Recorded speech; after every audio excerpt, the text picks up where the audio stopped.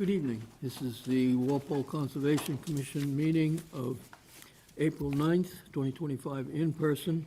We have, before we start our hearings, we have two new members on the board, Julie Belcher and Jessica Healy. Welcome, and I will look forward to your participation. Okay.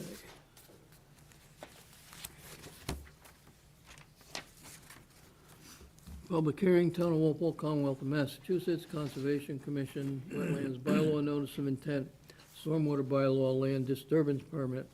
In accordance with Walpole Wetlands Protection Bylaw, notice hereby giving the intent of GenStar to construct at 32 Industrial Road, Walpole, Mass., map 46, lot 1, a multi-use office and maintenance building with vehicle service bays greater than 40,000 square feet and within the 100-foot buffer zone of an isolated vegetated wetland. The application and plans may be viewed at the Conservation Commission office at www.walpole-ma.gov/Conservation Commission. Public hearing in the above matter will be held in person, June 12, 2024, beginning at 7:15 p.m. All interested persons are requested to be present. The hearing's been opened and continued.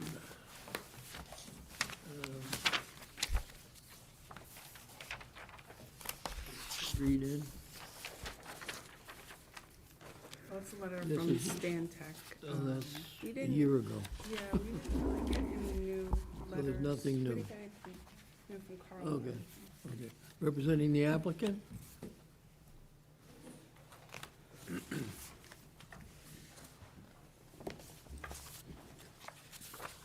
And just when you speak, you have to speak into the microphone specifically.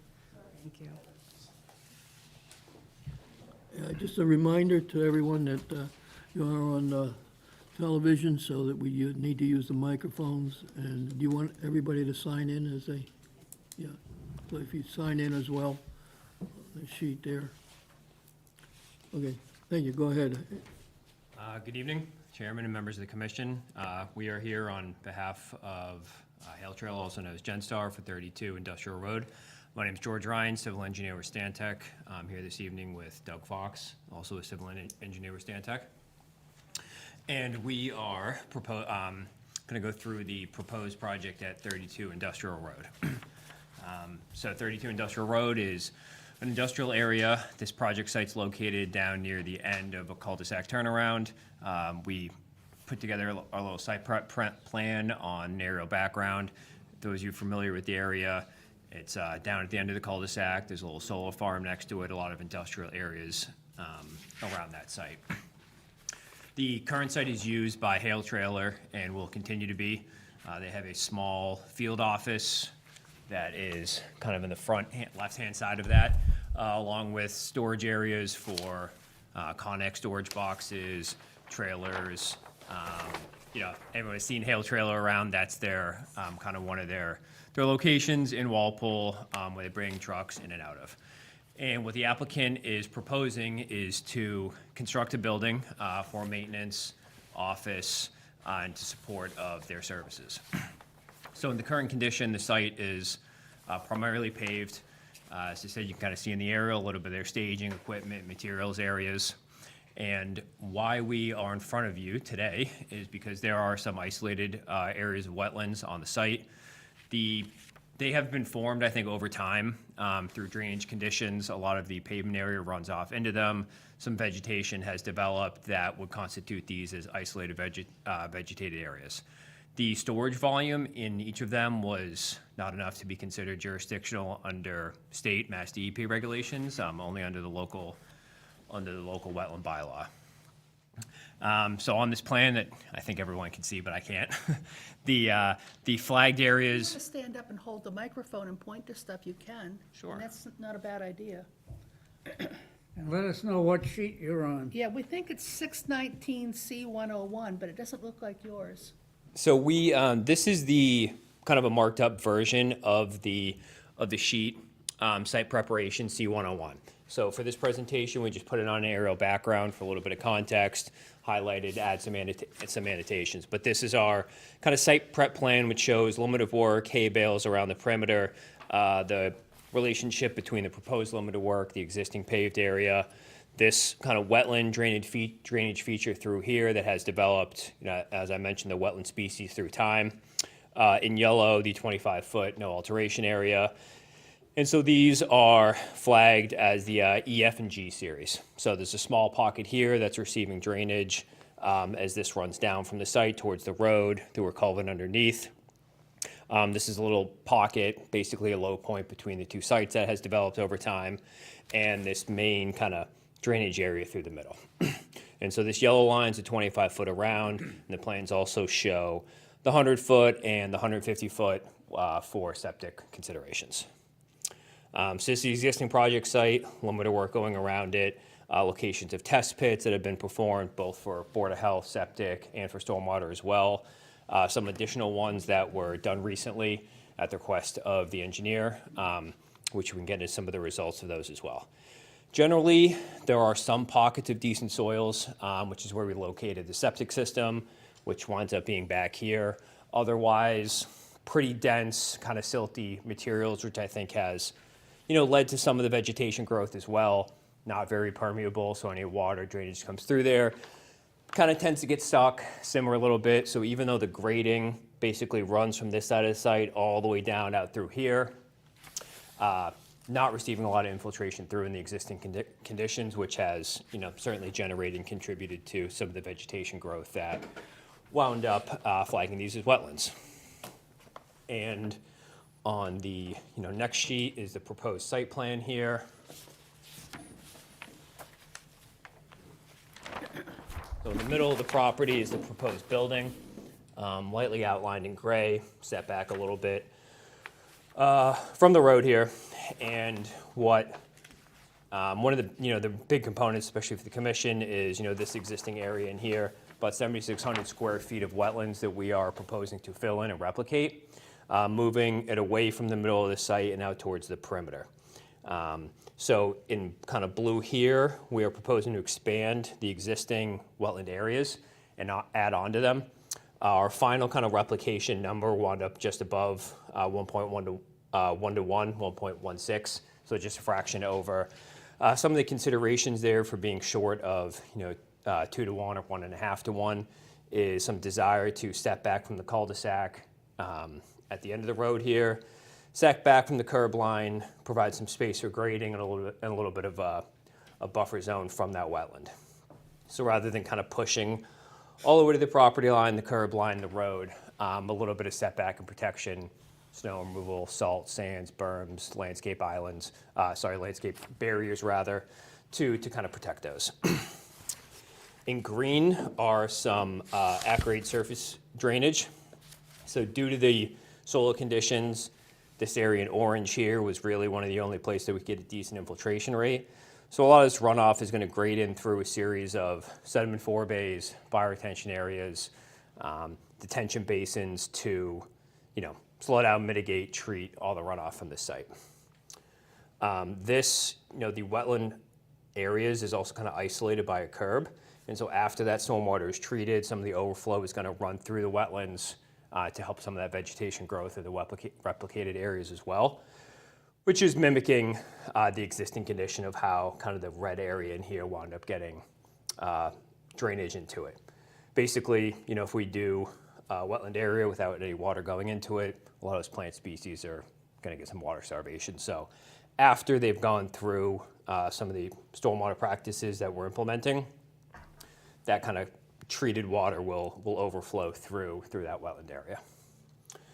In orange here is a proposed below-grade infiltration system, which is going to take some runoff from the buildings. We found some decent soils in here. So that's what we're proposing, a pretty decently sized system that's going to infiltrate and run off before finally kind of basically following similar drainage patterns out in towards the kind of municipal system. The watershed areas were divvied up towards land area in the back. If you got to go back far enough, I think you reach some old railway tracks. So there were some wetlands kind of way buried back there, but nothing within the buffer zones on that side of the site. The buffer zone work was generated on the previous plan from the areas in red, and then the 25 foot's in yellow. That is the kind of bulk of the project. The stormwater was kind of designed with the, with the bylaws, land disturbance permit, and mass stormwater regs in mind. Some of what generated the need for it is in the existing conditions, I think from aerial, and if you go there, it looks very much paved. But we found that some of the pavement areas were recycled, dense grade compacted, and we modeled it in a way that, assuming that does provide some flow into the ground, then kind of converting that to pavement. Plus also, just some of the grading and kind of separating these areas to discharge towards the back, so that at these points that we measured, design points, entry into the municipal system, we were not introducing, more water than in the existing condition. This is our first hearing here with the Conservation Commission. We have done test pits for Board of Health. There'll be some planning board approval, but this is our first stop to see if we have a project on our hands. Okay. Anything else? That is the bulk of it. I'd be happy to open it up to Okay. questions, for anything Good the commission's interested in. Don't you have 2 bioretention areas too? What are the big green blob areas on your plan? Yeah, so the bioretention areas are used primarily over here in the site. So this back area of the site's very flat, and getting drainage all the way to the street side of it, one, introduces more flow, and two, as it's very flat back here, this all kind of runs downhill. So we proposed bioretention areas, which is a mix of sand, loam, peats, and certain types of plantings here and here to kind of treat surface runoff before it discharges towards the back of the site. So that's essentially what the site does now, but without any kind of stormwater controls. Like, frankly, the middle kind of drainage area in existing is really, even if you want to call it stormwater, it's really a wetland at this point. There are no catch basins, water quality, any sort of real stormwater best practices on this site currently. So we've introduced 2 areas here, bioretention, and over here to take in some sheet flow before outletting and provide that treatment.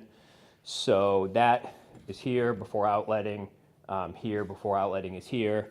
And then, this big green area as well is a kind of series of at grade, right? So depressed a couple feet, areas that will also receive runoff from the site, sediment forebay before overflow into a detention basin. And as your storm intensities increase, that does eventually overflow into feed into the wetlands before going to the site as well. So quite a few different stormwater features here to make this work, mostly driven by some of the soil conditions. So that's why you see only one below grade subsurface chamber. The rest of it has been designed within that kind of first few feet of the soil conditions on the site. Okay. Landis? So I was involved in, I sat down with Carl, the town engineer, and the engineers to go over this project early on. And Carl wanted a couple more soil test sites out there. That's why it was delayed a couple times. So I think we didn't get an updated letter from him, but he didn't indicate to me that there was any outstanding questions, but probably before, we should get something from him. The other question was, so originally you had over 11,000 square feet of replicated area, and and that was the 1 to 2 replication, which is required under the bylaw, and you pulled that back. I think my comment was, even in replication areas, we want to see a 25-foot no alteration area, especially adjacent to a roadway. So it didn't necessarily mean reducing the wetlands, but if you have a really quality wetlands and there's not a lot of space to replicate, then you can ask the commission for a waiver. So you should ask them for a waiver from the 1 to 2 in that calculations. Because I think, yeah, you went from 11,475 down to 8,871. Then also with the bioretention areas, you had a really nice wetlands restoration markup, planting, and all that. It was done really well. There's a very variety of different plants and soils and everything, but I didn't see much for the bioretention area. So I think that it was just bioretention soil, so it should be specified a little more, in more detail. And then plants, if there's any plants going in, or is it just gonna be a wetland seed mix? So I just saw a note that said wetland seed mix, but I didn't see any plant schedule. So I think we would, commission should get that. And then the land disturbance permit, I think I discussed with you that our bylaw regulations say either an approved SWEP should be filed with all the items required for a SWEP, or to have a stormwater and erosion control plan with all the points that are in the bylaw regulations. So I did see a SWEP, but it still seems to be a draft SWEP, but I didn't have anything, hard copies, so everything I was going through was just on my computer. So it was a little hard, it's hard to kind of see everything, I have to switch back and forth. And so do you want to elaborate on that? Are you planning on drafting a stormwater and erosion control plan, which you would be showing staging, stockpile areas, dewatering, clean out, fueling, erosion controls, construction pad entrance, temporary stormwater management during construction? Those are like the main items we really like addressed. Yeah, we would like to do a plan for that. All right, so in, full disclosure, this project has not been bid. There's no contractor on board. So some of the SWIP items, points of contact, schedule, phasing, a little bit of means and method stuff is difficult at this phase. I think the point about the erosion control plan adding to what has been submitted makes sense because, contractor, I assume if you get this far, no stockpiling within buffer zones, making sure you have, erosion control, and sediment, removal prior to leaving the site. And those things can be depicted on a plan where you have stockpile areas.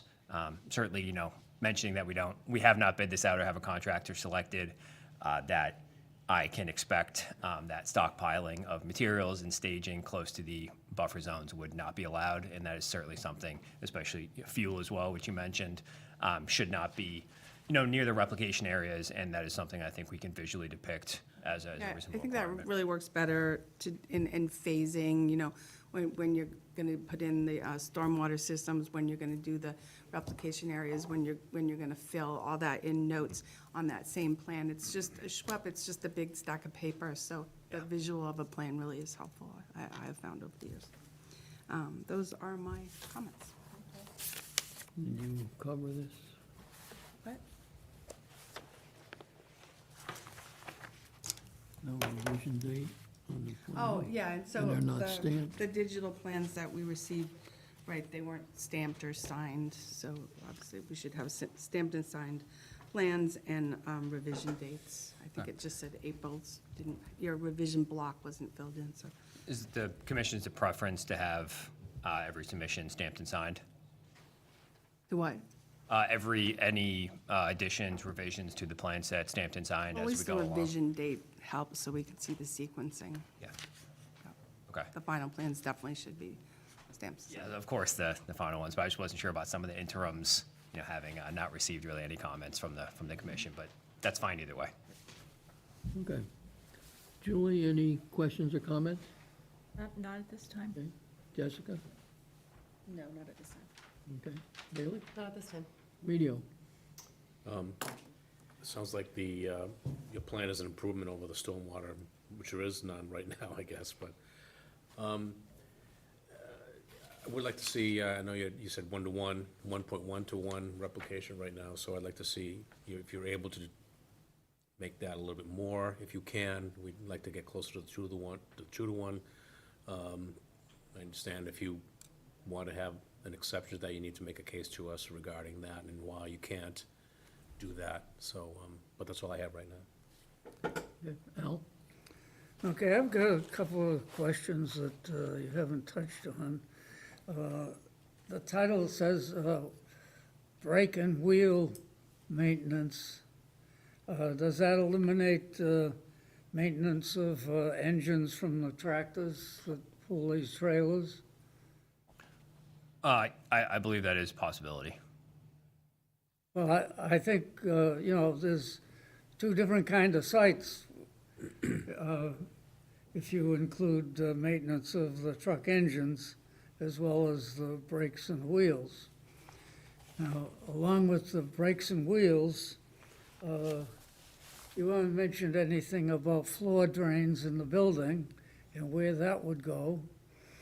And you haven't mentioned anything about controlling the hydraulic fluid that comes from brake systems and preventing that from getting out into these wetlands and around town. So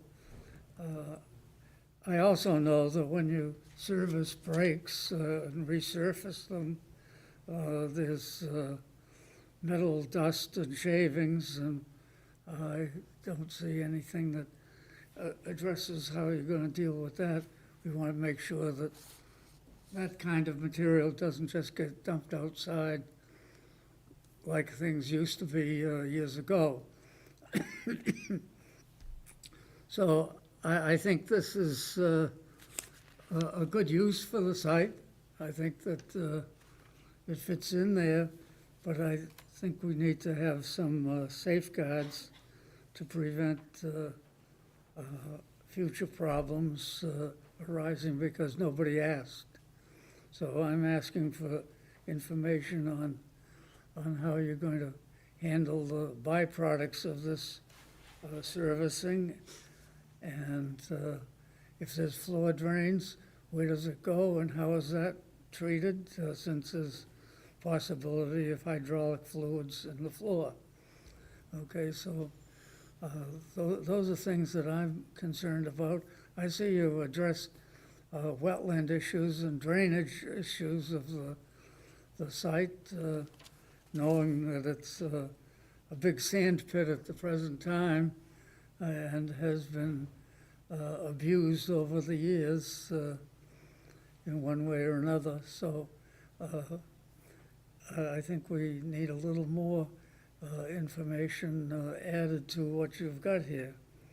So that's my interest at the moment, okay? Thank you.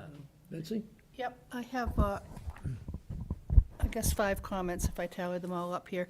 The first one maybe is just an observation, because you're from Boston, right? So you said the wetlands developed over time. Actually, it's the drylands that developed over time. This is historic Great Cedar Swamp, the reason the town was founded, so that we could get cedar out of here. So it's the drylands that have evolved over time. These are probably what's remnant of that section of Great Cedar Swamp. But then the next 4 comments have to do with some confusion that I felt, and I'm hoping will get cleared up on the next plan set, because we're Conservation Commission, so all we really care about is what we care about, and that's all about drainage and wetlands and replication.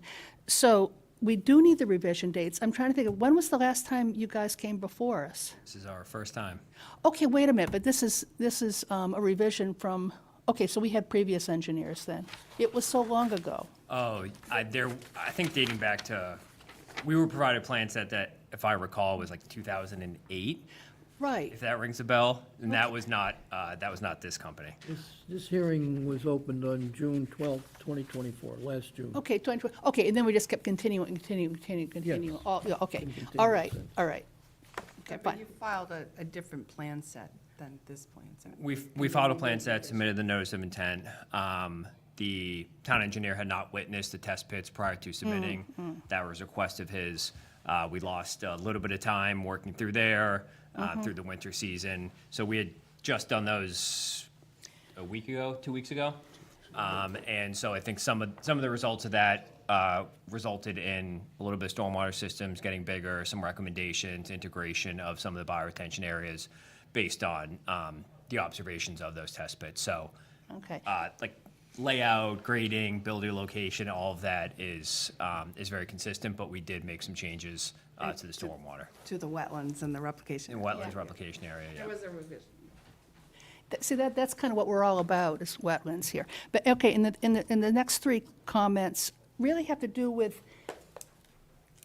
your plan C301 doesn't look enough like the one we've got in front of us. And so even little things like you said, oh, and there's the septic system, and I was like, where's he pointing to? I mean, for stuff that we really, really care about, I think it's gotta be labeled nice and clearly, and then our set's gotta match your set so we can see it.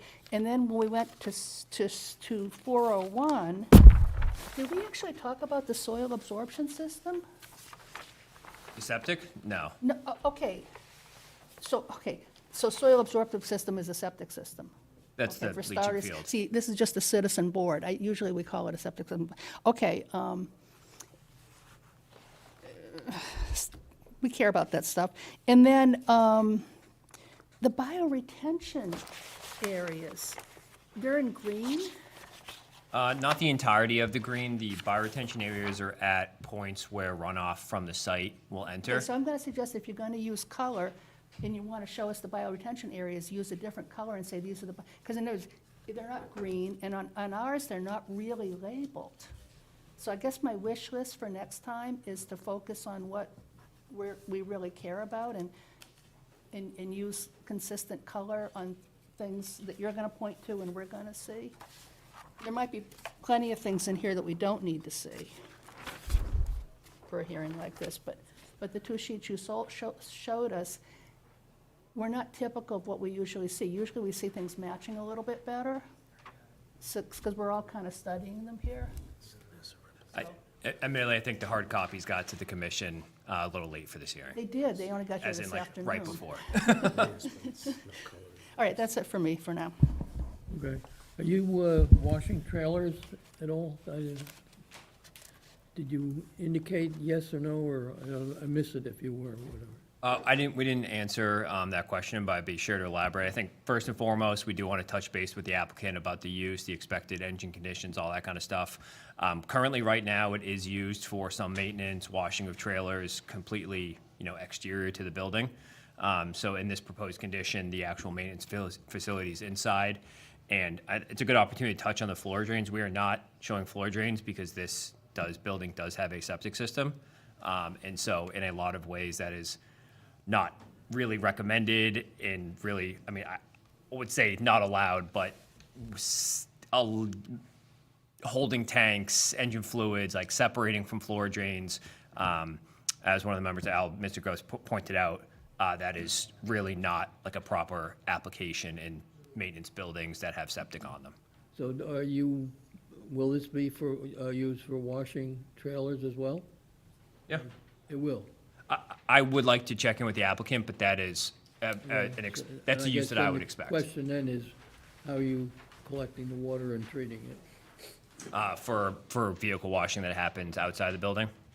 Inside, outside, wherever you're gonna wash them? I would expect that washing trailers is part of this business. Yes. Okay, so then how is the water collected and treated? Anything exterior of the building would have to go through the stormwater system. So, we have proposed water quality units. That's why there's a lot of sediment floor bays, storage areas before any outlet points, before any wetlands.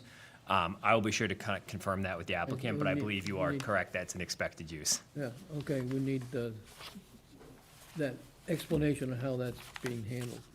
Okay, anyone in the audience have any questions or comments, please identify yourself for the record. Okay, hearing none, continue this. You have some things to do. How much time do you need? I don't think we need more than 2 weeks. I'll get the answers on some of the maintenance from the applicant. Okay, so if we schedule our next, The last hearing on the 23rd. The hard copies that Well, have been submitted.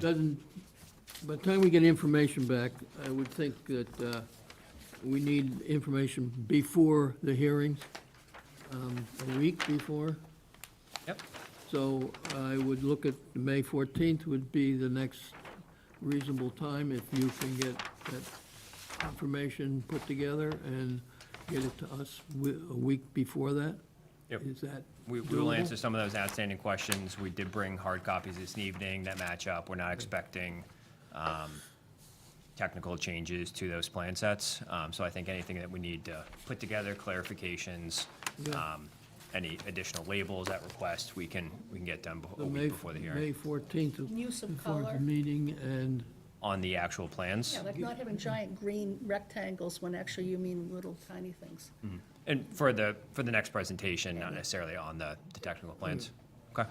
Jack, can I just perhaps, the commission, I know Emilio had said, look, he would prefer a little more replicationary. Is that the whole board Yeah. wanting? Just so that if, when yeah, they come back, that they know what they're, you have a large site here, so you should be able to find the area to do that. Okay. If you don't mind, I mean, I think continuance to next hearing would be great. I think by the end of this week, we'll touch base with our applicant and client. And if there are any significant changes that result from the request of the replication, we may need some additional time. And if it's acceptable, we can reach out to Landis well in advance of that hearing date. Okay, so do you want to leave it for May 14th, or the next meeting would be May 28th? The 14th, please. Okay, 14th, what do we have on? next Nothing. meeting is the 23rd, but for No, this is May the- 14th, it's 7. So, 7 o'clock, someone make a motion? So moved. That's, All in favor? Aye. 700. So, Nothing in May April. 14th at 7. Okay. Thank you very much. Okay, thank you. Thank you.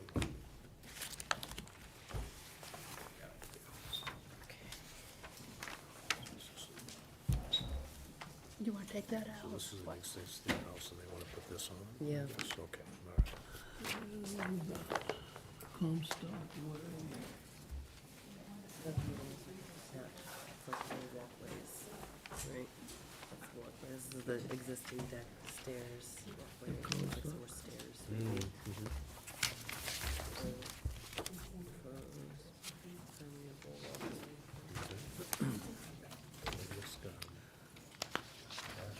Public hearing, Town of Walpole, Commonwealth of Massachusetts, Conservation Commission, notice of intent.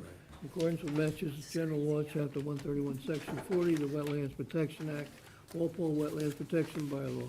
Notice hereby given the intent of Nicholas Sajar to construct proposed accessory dwelling unit, walkway, underground utilities, and landscaping located at 16 Comstock Way, map 56, lot 84, within the buffer zone of the bordering vegetated wetland. Application and plans may be viewed at the Conservation Commission office, room 212, 135 School Street, or at www.walpole-ma.gov/Conservation Commission. Public hearing in the above matter will be held in person at Walpole Town Hall, FinCom Room, 135 School Street, April 9th, 2025, 7:05 PM. All interested persons request to be present.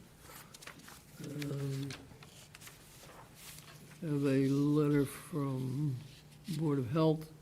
It's April 1st meeting, voted unanimously that the board has no concerns.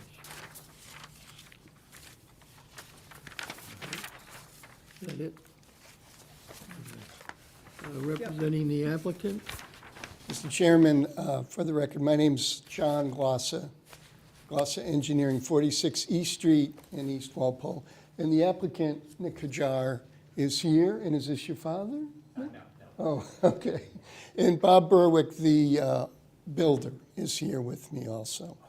And so the first thing I noticed when I started to head down here is there's no locus map on the plan.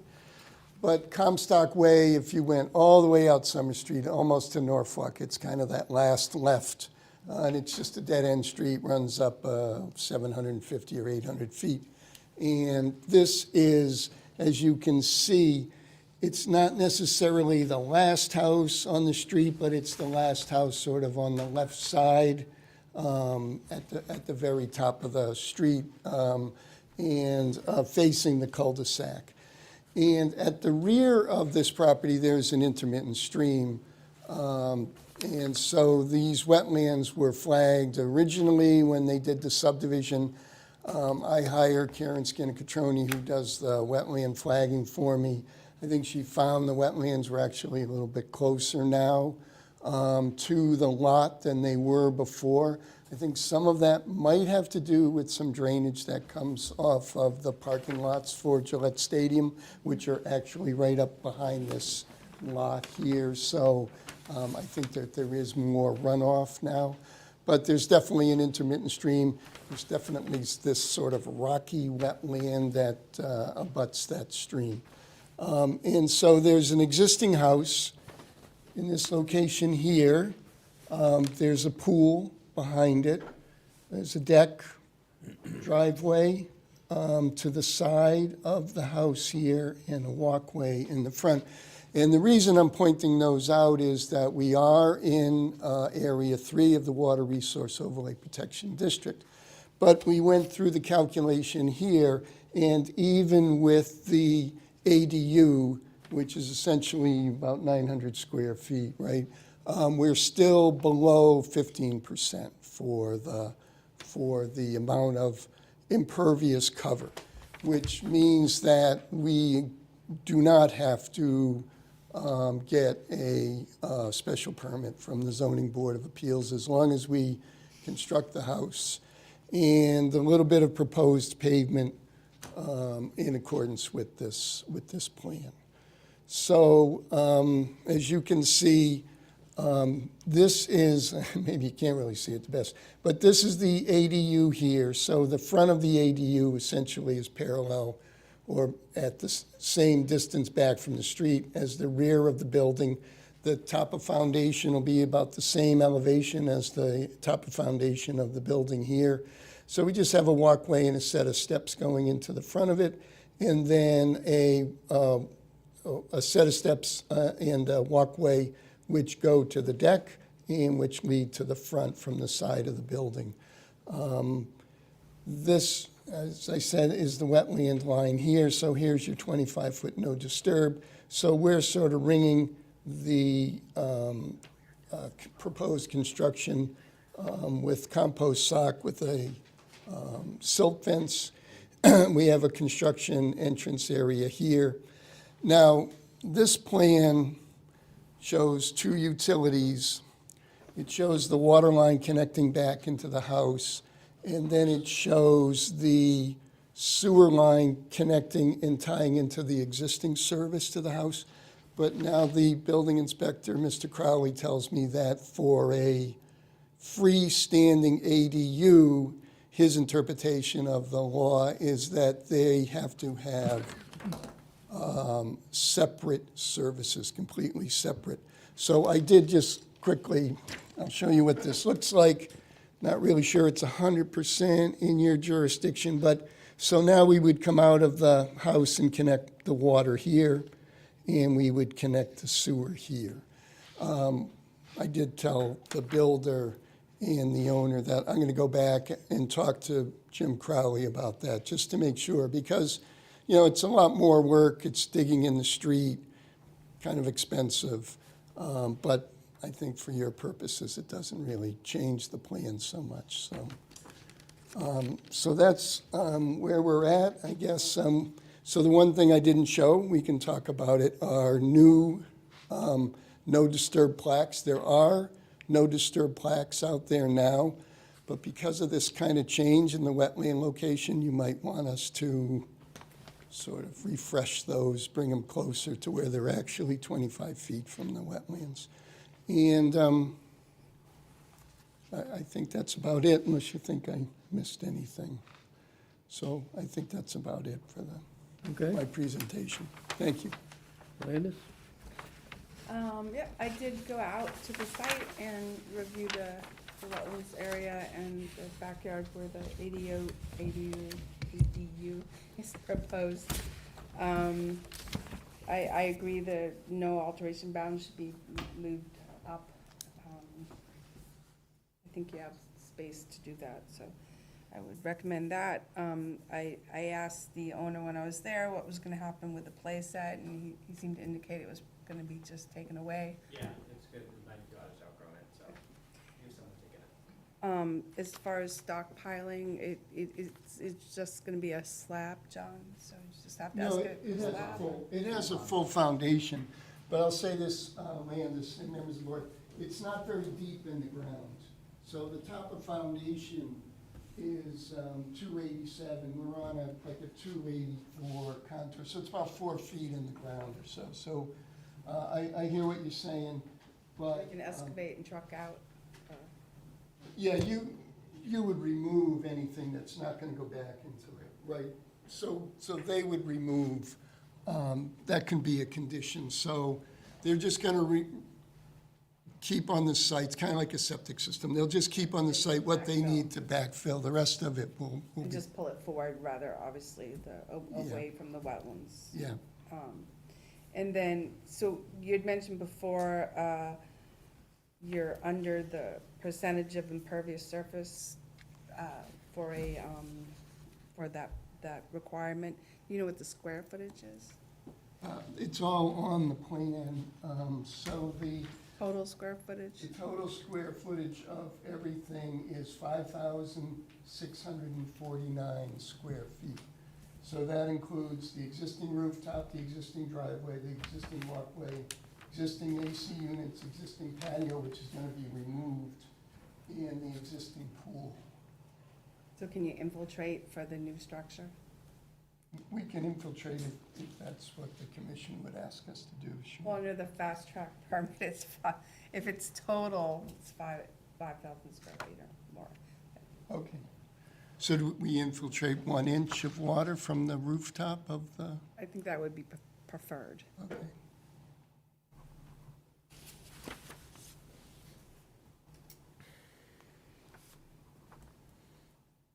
Those are my comments. Okay. Julie, any questions or comments? Not at this time. Jessica? No, that's, Bailey? John, can you just help me understand the twirly lines? Are those the trees in the back? Like right past the proposed compost sock, kind of along the Oh, yes, 25? yes. Is that This- all trees back Yeah, there? this is the limit of the wooded part of the Okay. area, and then this is the grass, the area. Gotcha. Thank you, that's all. Thank you. Emilio?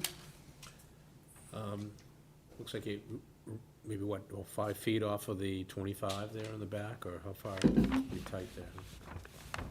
As far as off of the lot line? No, the 25-foot. Oh, yeah, we're about 30 feet off of. 30 feet? Right, Okay. right, but we're not taking down any trees, that's not a wooded area, that's the lawn.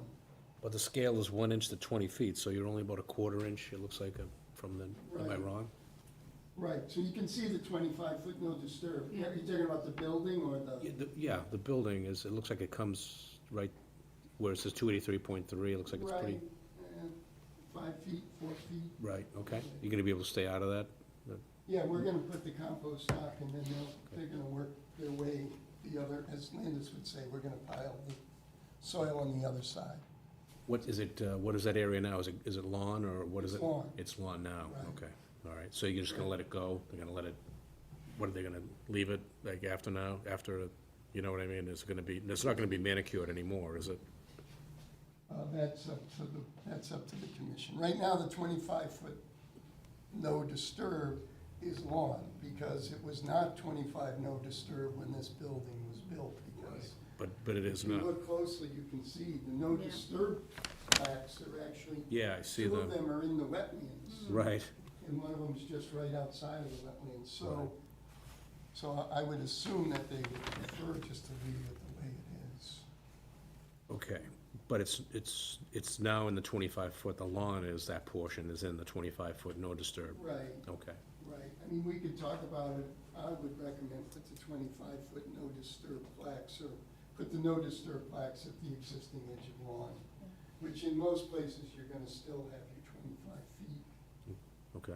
to the wetlands. It might be just this one wetland flag for A, would be a little bit closer. Okay, that's all I got. Al? Okay, the question I have is, when will you know whether you have to put a new sewer system and a new water system for this new building? Hopefully tomorrow, I'll go down and talk to Mr. Crowley. Because that would change the plan somewhat if you have to do that.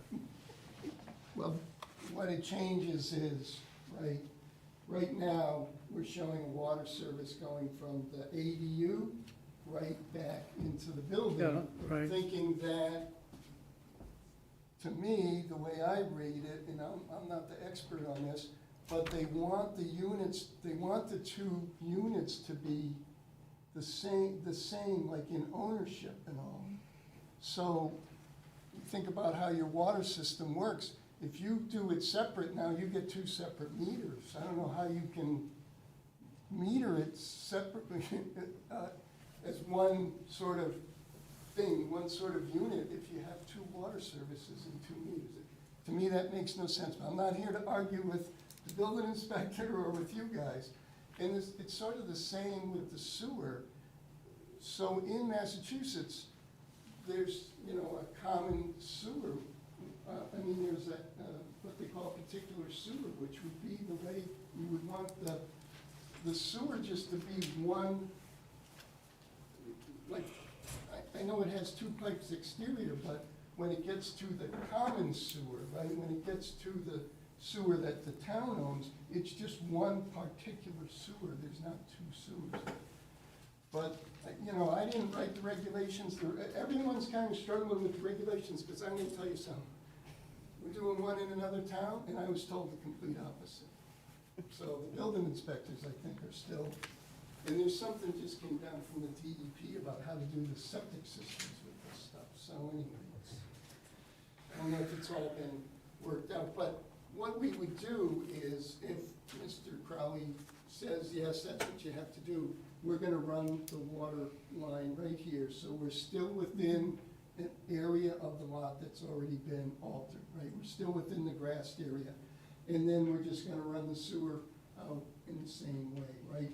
We're trying to stay out of the driveway, so we're not digging up the driveway. We're just gonna run it out and connect it out into the main in the street. So the accessory dwelling unit and the house are gonna have their own separate utilities.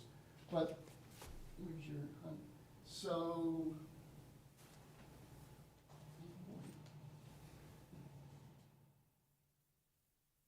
where's the 100-foot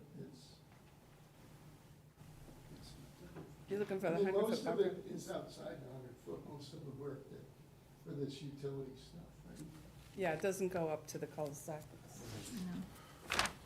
So, but, for cost and just for common sense, I think we're gonna try to find a way to go back to the plan that we originally drafted, which shows the utilities being sort of connected on the lot, not outside the lot. I'll know tomorrow. Okay. Okay. Anything else, Al? No, Betsy? I'm wondering if it's a difference between an attached accessory unit and a detached or something, because maybe he's afraid someone will eventually own the detached one completely separately or something. I know, but isn't that what they're trying to avoid? I don't know, it's confusing. Okay, and the second You know thing what is, I mean? yeah. Now you can come along and draw a lot line and say, hey, now you got, all of a sudden you get, The ADU law requires common ownership. Right. Okay, all right. It has to be Right, so common. it can't be split. All right, and the second thing is, I think I agree with you that since the wetlands have changed kind of dramatically, that if there's a strip of grass that's, now in the wrong spot, it can probably stay, I'm thinking. yeah. I mean, it's, yeah. I mean, I can indulge in you. What I would like to do is walk up to you guys and we can draw where the plaques are gonna go on, and then we can put them right on the plan and take everybody's plans. Okay. Anyone in the audience have any questions or comments? Please identify yourself for the record. Okay, hearing none. Can we close this, or we have this question up in the air, how the water and sewer is gonna be? Or we approve what is here, and then if it's other, you'd have to come back for an amendment? I don't know, I would recommend that, because, the tie-in isn't even in the buffer zone, I don't think it's really gonna change the impact to the Mm-hmm. wetlands if the sewer line is separate or connected to the house. So they can just give us a modified plan. unless the commission feels otherwise. We'll make a motion to close the hearing. So move. Second. All in favor? Aye. 700. So for the order, we have, there's something that John mentioned, that put in the order for, So, yeah, I guess we need to know where the commission would like the 25-foot no alteration area plaque to be moved to the tree line or the true 25-foot. I would say leave the grass, the lawn as it is, and then just put the no disturb, the, one on the tree line. Right, so here's the tree line, and here's Yeah. something go right here, something halfway, Yeah, and then something at the pool. okay. Then And then over, where, well, now it's going away, so, yeah, then up by, out on the here. property line, yeah.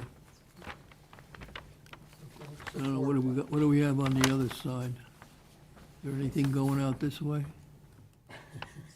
I can, you wanna add one up here? Yeah, we should have one on this, This is over- up here, is this yeah. where- Is this where he's putting it? Up here? yeah, Yeah. 20, on the new On the- 25-foot Right, line. right, right, up here. Yeah, yeah. Okay. Is that gonna be in the woods or? Well, you got, Yeah, got it doesn't one hurt here. it to, Okay. They're in the So- woods So that now. was 5, John? yeah. And then revised, put in a galley for the Yeah. roof drainage for 1 inch.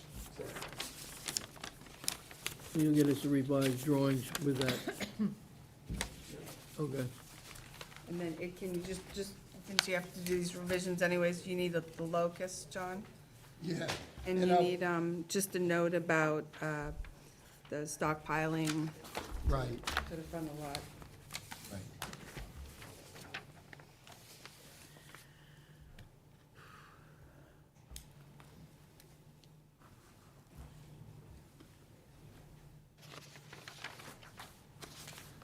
I think that's it.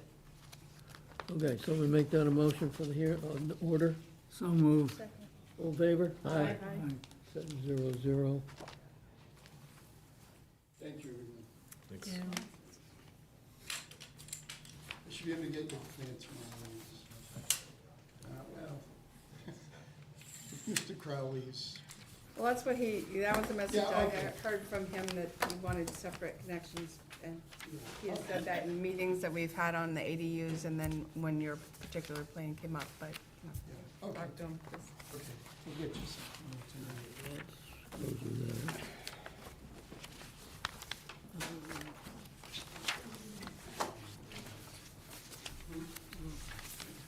Here's the So, plan for that. let's get it out. Hold what you got.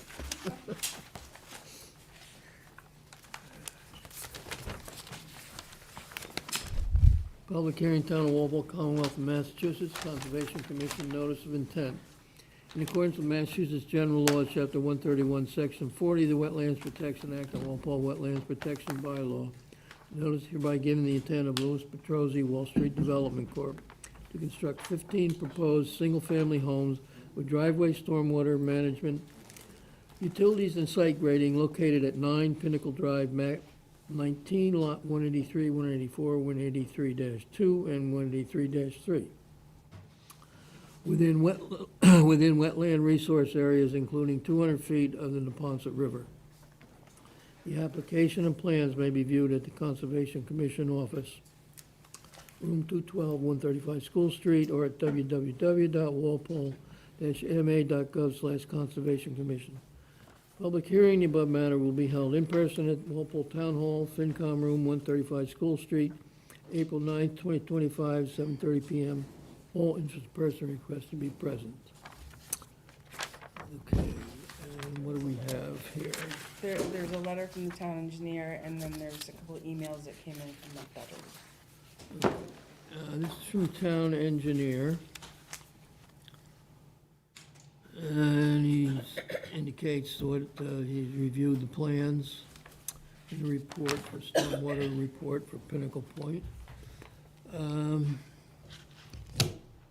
Number of comments carried over from our last review with the ZBA, offering the following comments. Sheet 2, existing conditions. Note the reservation of grading rights / easement over lots 24A for the benefit of the development. Sheet 3, site plan. The existing utility easement, which likely benefits the town, will need to be relocated over a portion of lot 25C along the front of units 10 through 14 and into the cul-de-sac. Any changes to this easement should be approved through the select board with review by Department of Public Works. If this is agreed to, the town should receive rights of access over the site drive to make access for maintenance to relocated drains more practical than it currently is today.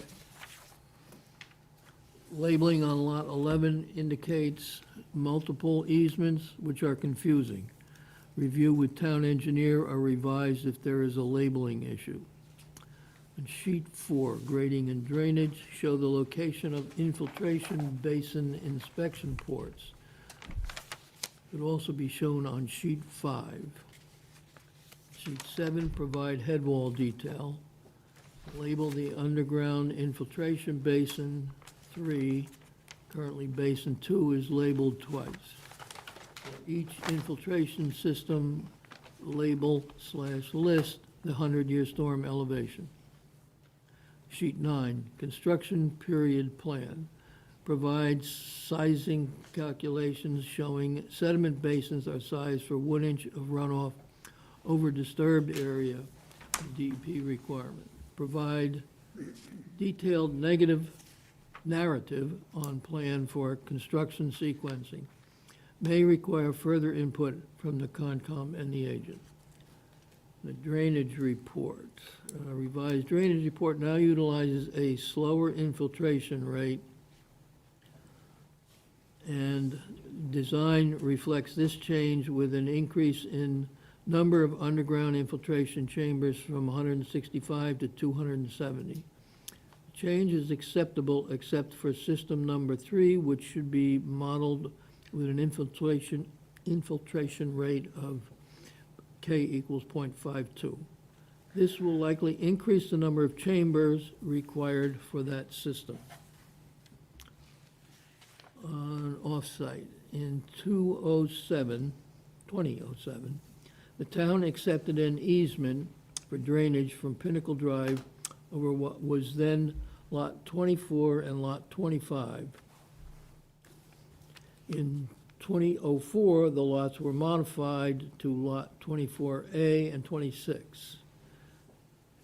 It must be clarified where the existing drain pipe lies, whether it is within the accepted easement, and if the modified easement needs to be eliminated or conveyed and accepted by the town. The agent has provided documentation from 2007 indicating a stormwater quality unit was required on the drain line from Pinnacle Drive between house number 11 and number 15. That's lot 24A and 26. The structure is not shown on the current plans. I recommend the drain line be cameraed to locate it if it was installed and/or verify it was not. If it was installed, it will need to be raised to grade and clean. If it was not installed, it will need to be installed as originally specified or equivalent. As noted above, the easement situation must be clarified. You've seen this?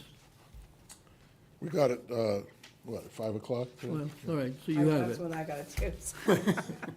You have it. Most of, Maybe 4:30. but some of these things I talked with Carl with earlier.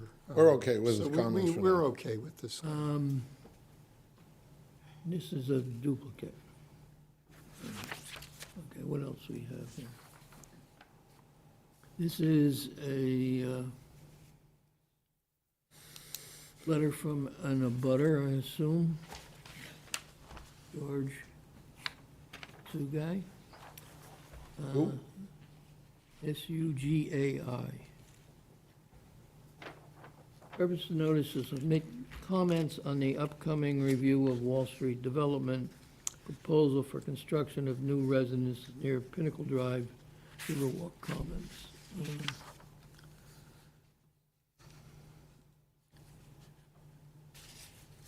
Okay. We are abutters living on Riverwalk Commons, condominiums on Rose Court. Our condo is on Bird Pond. And would be directly affected by development of residences proposed along Bird Pond and the Ponce River. The Town Zoning Board of Appeals has approved and forwarded Wall Street Development 16-unit plan to GCC, whoever that is, Town. Wall Street Development's alternative 40B proposal remains as a backup. We believe that contacting ZBA about their experience in working with Wall Street Development would inform, I guess that's Conservation Commission proceedings decision. Wall Street Development has indicated being in process of purchasing land currently abutting Bird Pond and Ponce River. We're unaware of the status, however, we understand and to incorporate this land into their existing residence application. Finalizing the status of this would seem directly relevant to consideration of this proposal. We understand proposed remove and/or upgrade Bird Pond Dam and the Ponce River are in process. There's more comments that aren't applicable here.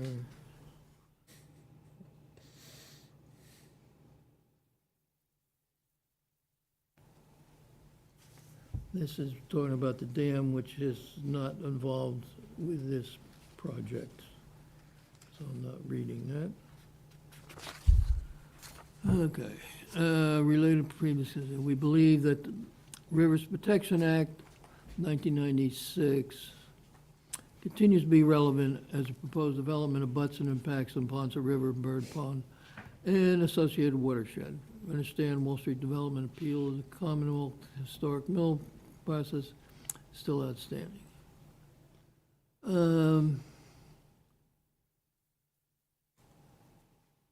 These are a bunch of comments, but it's what may happen, may not happen, whatever. I believe the butter is also in the audience, Jack. He may want to elaborate during that. Yeah, I would think, main thing is things that are pertinent to this hearing. And, okay, many Pinnacle and Riverwalk residents are opposed to any development.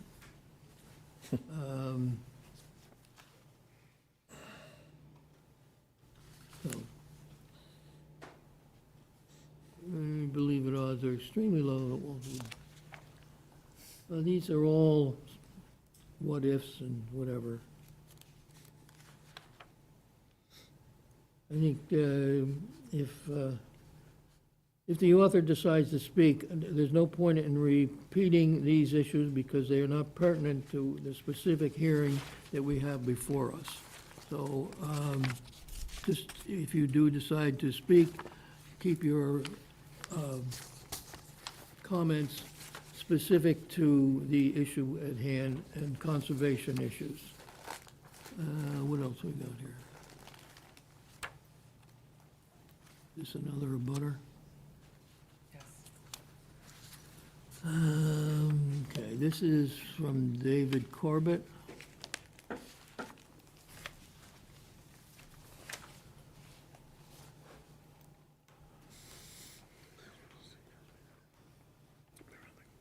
As you may know, Lou proposed an alternative development plan to the ZBA diverging from the initial proposal on file with the state.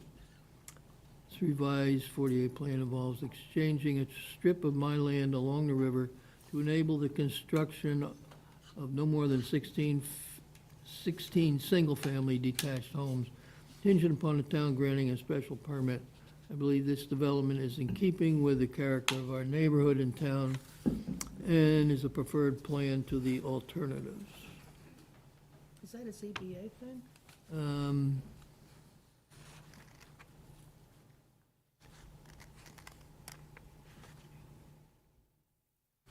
Well, there's one point that was pertinent here. Okay, as an abutter, he's directly impacted as are any other abutter.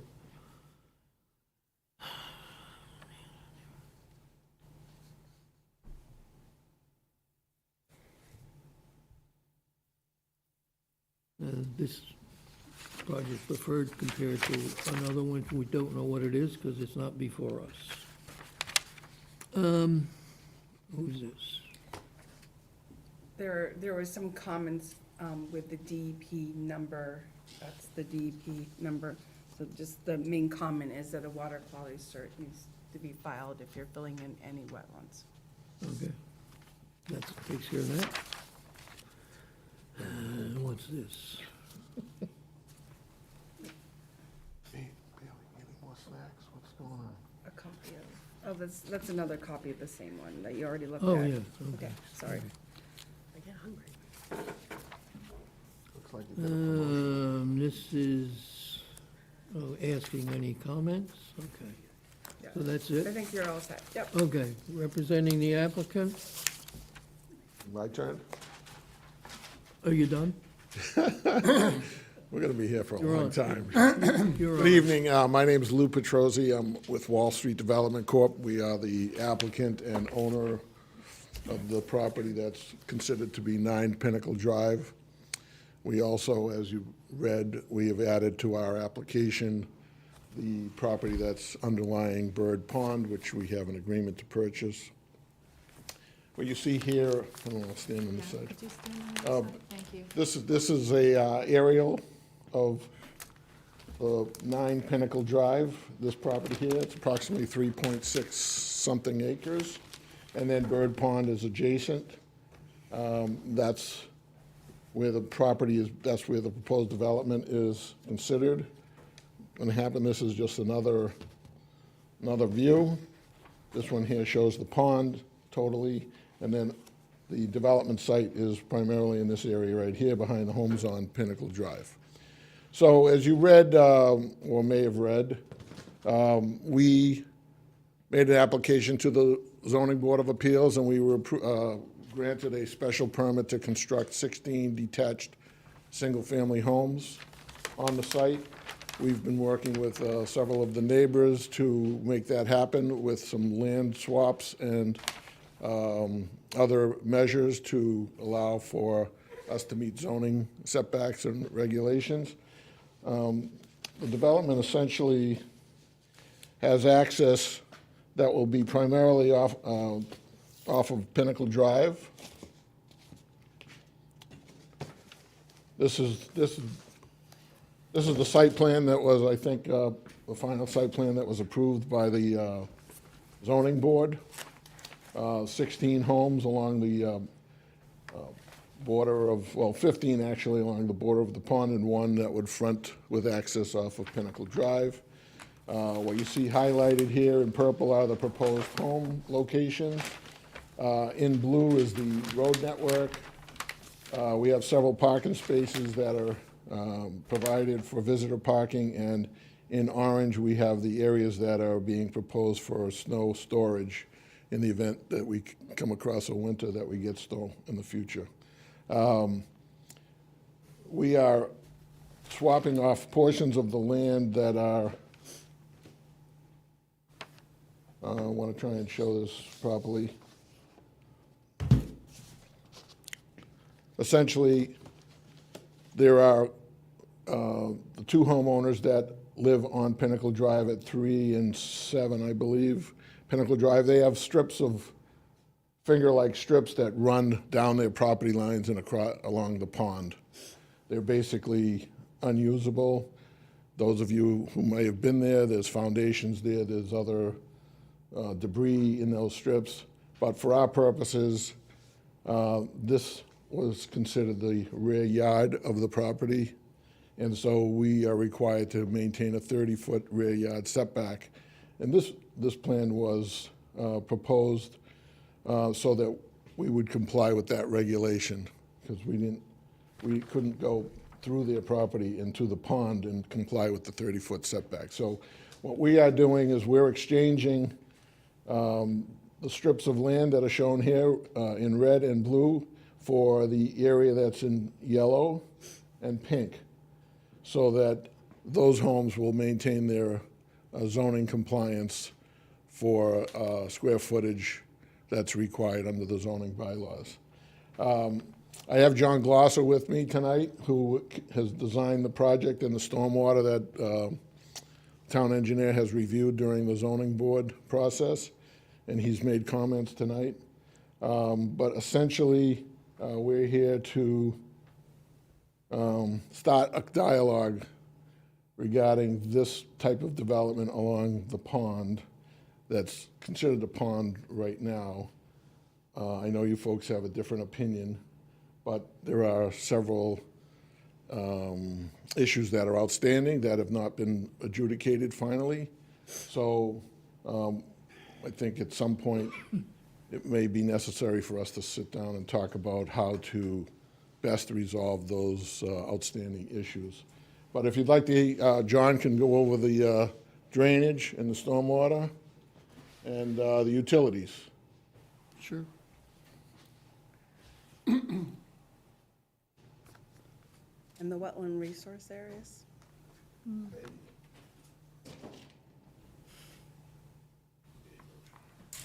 Just let us know what sheet you're referring to when you, as you go along.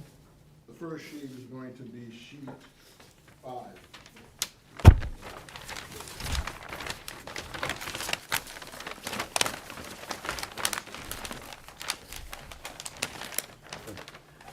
So I'll take the first one, take the easiest one first.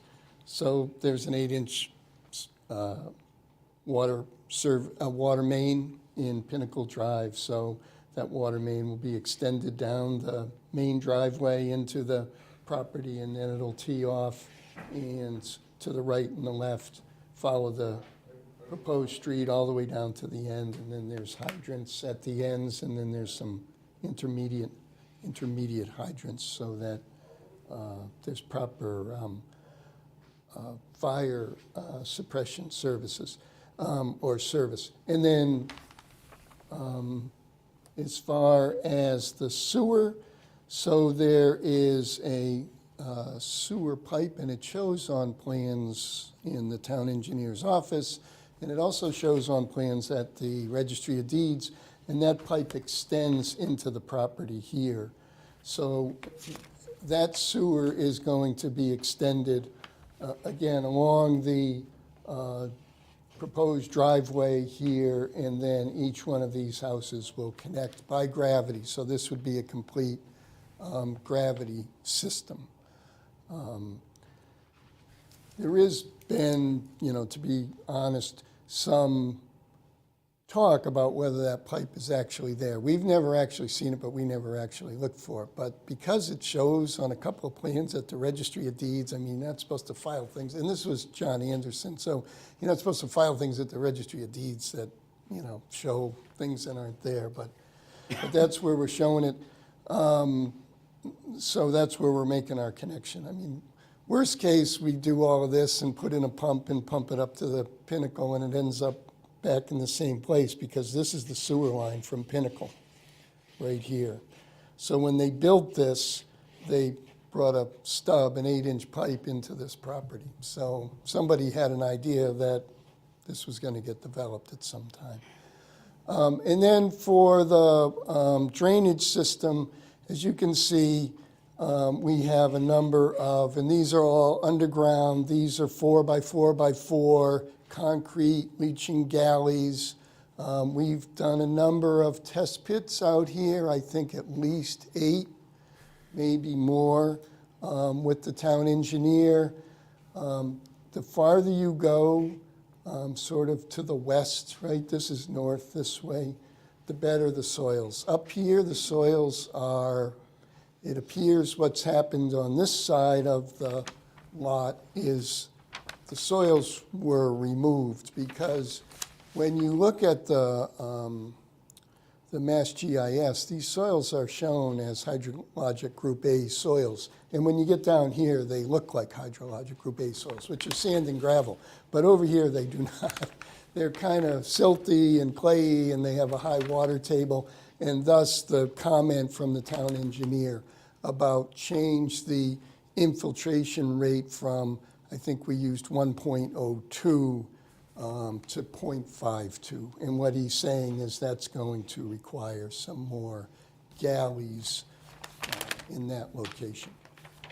But because this, to access this lot, this is kind of like a fill, so we're lifting up the land here, we're lifting up this street.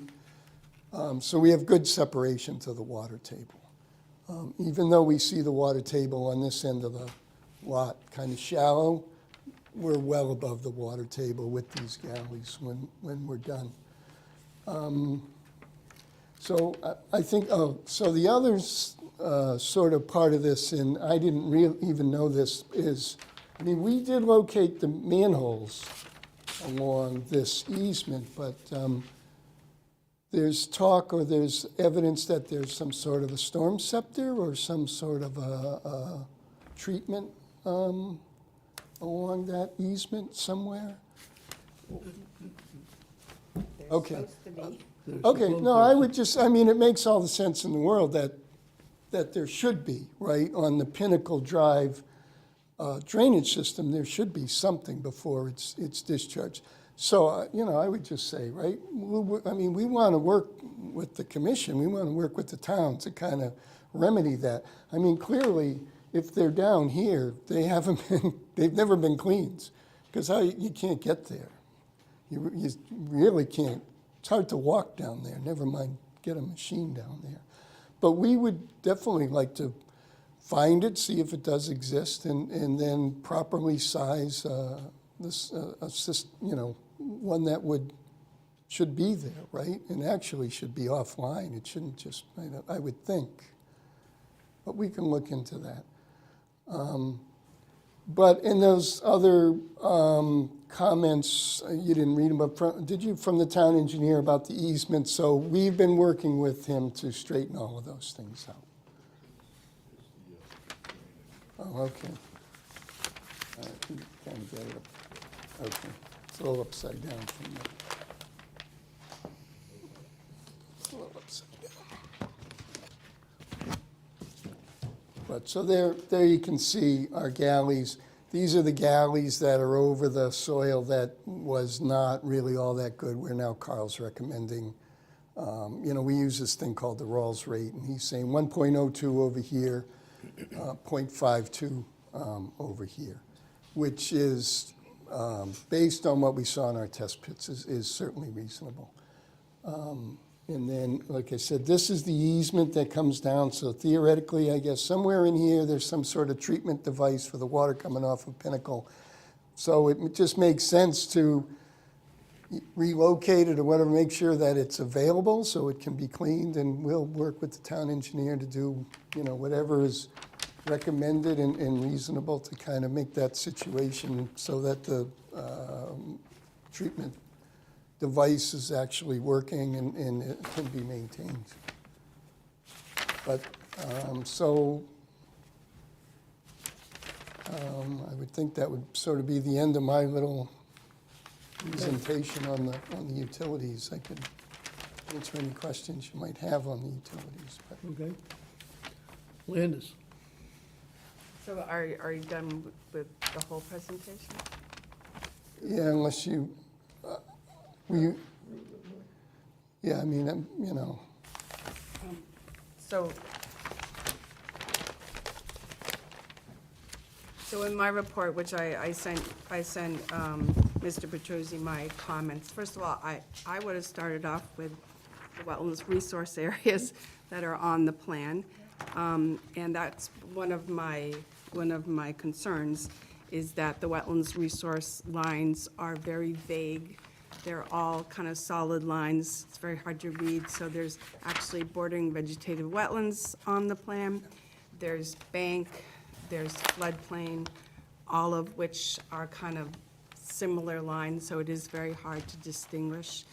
So those lines should be clarified. Yeah, The so 100 if I could just stop you. buffers- So what I would suggest, Landis, this is 30 scale plan. This one, this is, we should keep one sheet for the, so you can see the whole thing, but we should break these down into, at a minimum, a 20 scale. So you'd probably get 3 sheets. So you'd get 3 additional sheets so that all of that stuff would be easier to see.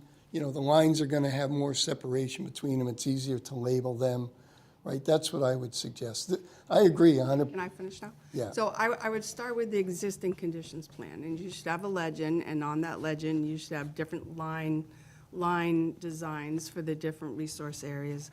You should show the 100-foot buffer zone, you should show the 25-foot no disturb zone, and then if you want to break it down once to incorporate those with the development, so you can see the relationship of the development in terms of the buffer zone, the 25-foot and the resource areas, and yeah, I would take your suggestion.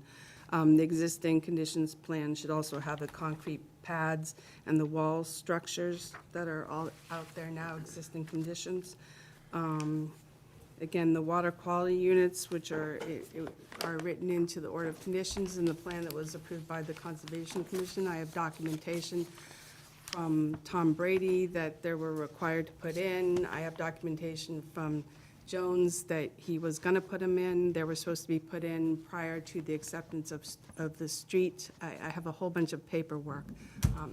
They were either put in and taken out, or they're put in and they're not there, or they were said they were put in and they weren't. Not sure which one, so you need to investigate. Yeah, so we can find them. I have a guy who can run a camera through there. right. We'll find them if And they're there. just so I can finish my comments, so again, all the wetlands resource areas should be shown on plan.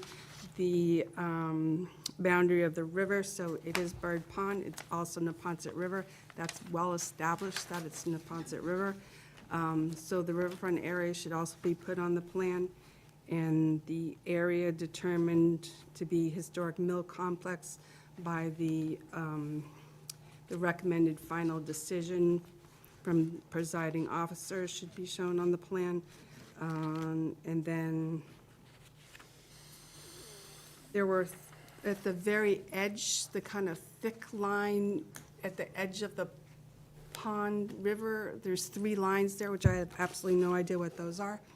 So above your red block, Right in that here. line, go up a little further. This line? Yeah, have no idea what that is.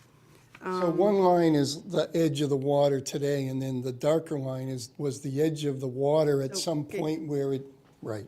No, I'm not arguing with The you. existing conditions plan should clearly show what those lines are. I and agree what they mean. 100%. You need to file a water quality cert for the wetlands fill if the commission approves the wetlands fill. You didn't even talk about the wetlands fill, but that's what that little green area is the replication area. I think you're proposing to fill 254 or something like that wetlands, and you're proposing to replicate where the green square is, I believe. So it was really hard for me to fully review the plans with the different lines kind of being the same, and it was kind of hard to tell what was what. So that's why I would like those plans cleaned up. It's easier to review. Yeah, it's But just, you also have to, the 10.58 needs to be addressed because a portion of the site is historic mill complex, a portion of the site is not historic mill complex. And those are my comments. You know, Mr. Chairman, I'd like to address those comments while we are on the subject, because nothing has, the only thing that is jurisdictional here is a superseding determination of applicability, which was issued by DEP that granted an exemption on the historical mill complex for this property. And Landis is correct, she refers to a recommended final decision that was prepared but never finalized. So when you have something like that, that's in a quasi state. The only thing that is jurisdictional at this point is the superseding determination of applicability. As you know, the commission filed an appeal on that determination. We also have an appeal that's pending relative to the definition of a river as it relates to the impoundment of Burnt Pond, which, as you folks probably know, and a river starts at the outlet, or ends at the inlet, starts at the outlet of an impoundment, which Bird Pond is. We think that we will prevail in that if we have to proceed in that fashion. But I did suggest earlier that it might be beneficial to have a discussion to resolve these issues. I know you folks want to try and look at the information to your most favorable benefit, but as far as we're concerned, we have an exemption for this property from the riverfront regulations for the entire property as a historical mill complex. So we're not putting arbitrary lines on a plan that haven't been finalized or determined by a court, as suggested by the agent. So, Yeah, we understand that, and I am sure you understand that you are proceeding at your risk should the judge's written decision come out as he wrote it. I know it's waiting for, well, it's our Just decision. wait a minute. Okay, go ahead. that it is, it's up to you, you can proceed, but it's at your risk. So, You understand that? Mr. Chairman, just so you understand and the commission understands that we're not going to proceed down a street that is an unknown ending to it. So if the commission isn't willing to have a discussion on how to resolve these issues, we're going to take the other course of action that we have available to us to develop the property in a different manner. That's your option. Well, Okay. so There that's may the, be some issue also on how much of that property, of this parcel, you're saying the complete parcel is what the DEP decision included. However, I think the paperwork that they filed with the appeal just shows less than the full amount of the parcel. again, It's just something else. you know, we can have this discussion go round and round. You have your position, we have ours. I'm offering to have a discussion about how to resolve these issues. You have received correspondence from me suggesting that we have some dialogue on that. If the commission wants to not engage in those kinds of discussions, I'm perfectly happy playing both ends against the middle here and do my other project, so. Yeah, it's your choice to decide what you want to do with the Okay, property. I so- think the other issue is that it is long established that Bird Pond is in Ponce River, Well, and that should be shown on a plan, and accordingly, the area, as mentioned, number one, there should be shown where the mill site construction ended, which doesn't show on this plan presently, so that should be detailed on there. And I said the So- balance of that would be affected as a Bird Pond being the Neponset River. well, So- Ken, again, let's just let's take a step back. So the Neponset River was the Neponset River before they did the impoundment for Bird Pond. So I know you think you have a good grounds for your appeal or for your determination, but, I mean, we already know from the information that's been presented for the removal of the dam that the Neponset River is not Bird Pond. Neponset River is the stream channel that runs below Bird Pond. And the regulations clearly say that river ends at the inlet, starts at the outlet of an impoundment. So if you think, I really don't want to get into this No, legality. don't either. Yeah, I think at this point, I think- So if I I mean, I'd like to hear from the rest of the, whether or not you want to have a discussion about resolution of these other issues. If you don't, then we don't really have much to talk about. Okay. Yeah, so that's, so we'll go through the board. Julie, any comments, I have a questions? comment about it being the Neponset River Go ahead. as part of the Watershed Association does identify Bird Pond as the Neponset River. I think that's important. And this 100-year floodplain is part of that, because it's a riverway. Okay. I just want to go on record as saying that out loud. Okay. Excuse me, are you associated with the Neponset River Association in some way? Yes. Well, I'm going to ask that this commissioner be recused herself from this. It's a conflict of interest, clearly. At this point, I don't see it as a conflict of interest, but Well- we'll take your comment. and Mr. we'll Chairman, check they it. have an easement, they have a vested interest in the pond, to keep it a pond. And That's not- Access. That's No, not really, it's- Easement for access. it's not an access, listen, all I will ask you to do is, you have town council, you have an ethics commission, get an opinion. If they Get an say, opinion. if they say you can sit on this hearing, that there's no conflict of interest, then fine. But from my vantage point, you have a vested interest in, and quite frankly, I would say that you've already made up your mind relative to the pond versus river issue, because you just stated it. So, the commission has taken that position right from the beginning. The Bird Pond is Neponset River. All right, so let's go on. Jessica, any questions or comments? Not at this time, no. Okay. Bailey? None. Emilio? I've made up my mind that that is the Neponset River, so take that as you wish. That's all I've got to say. Al? Okay, we have these galleys that are going to collect water. Now, looking at the plan, at the left-hand end of all these galleys, shows a line going towards the pond, towards the river. Is that an overflow line?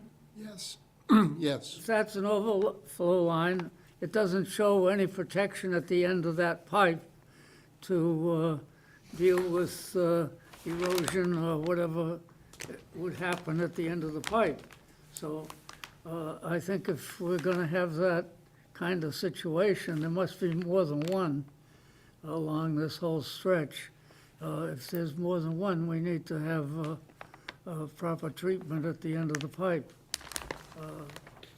And I think it has to be mentioned that any excess water that won't fit in these galleys is going to go into the pond or the river, whatever you want to call it.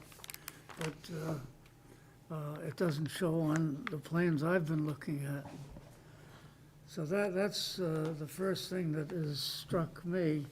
Now, one of the things between the buildings, is that stairs between the buildings, or is it it's grading, it's grading, it's some kind grading. of terracing, or? Yeah, that's the slope going down between the buildings. So those are actually the contour lines between so if you just picture two buildings, right? So they're like walkouts in the back. Yeah, So that's the slope going down. okay, but there's no stairs or anything in that, No, no terracing, no. okay. Okay, that's fine. I just wanted to know what all those lines are for. And I'm not sure I understand now, on these new proposed houses, you show at the edge of the outline some dashed lines, and I'm not sure what that refers to. Is that the foundation, or what is that? And on the key at the bottom here, you say stone. I don't know if it's a spelling error, but a stone block stone. retaining wall, but I don't know where that is. Are you talking here? All in the buildings, there's slanty lines all along the edge of the buildings. It's a Is foundation. that just the foundation, or? So actually, maybe I did misspeak. Those are walls that are between the buildings. Yeah. So it does terrace down. It's not Okay. like that. Yeah. They're terracing down. And so those little things that you're seeing, so you can see the elevations above and below. Let's just look at between building 12 and 13. So at the front corner of the buildings, of the two buildings, the elevation is 126. And then there's a wall, and it steps down to 122.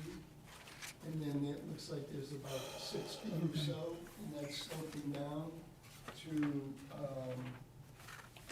218. And then there's another little wall. So it's some kind of a terrace It's a thing? terrace going down Okay. to the back. Okay.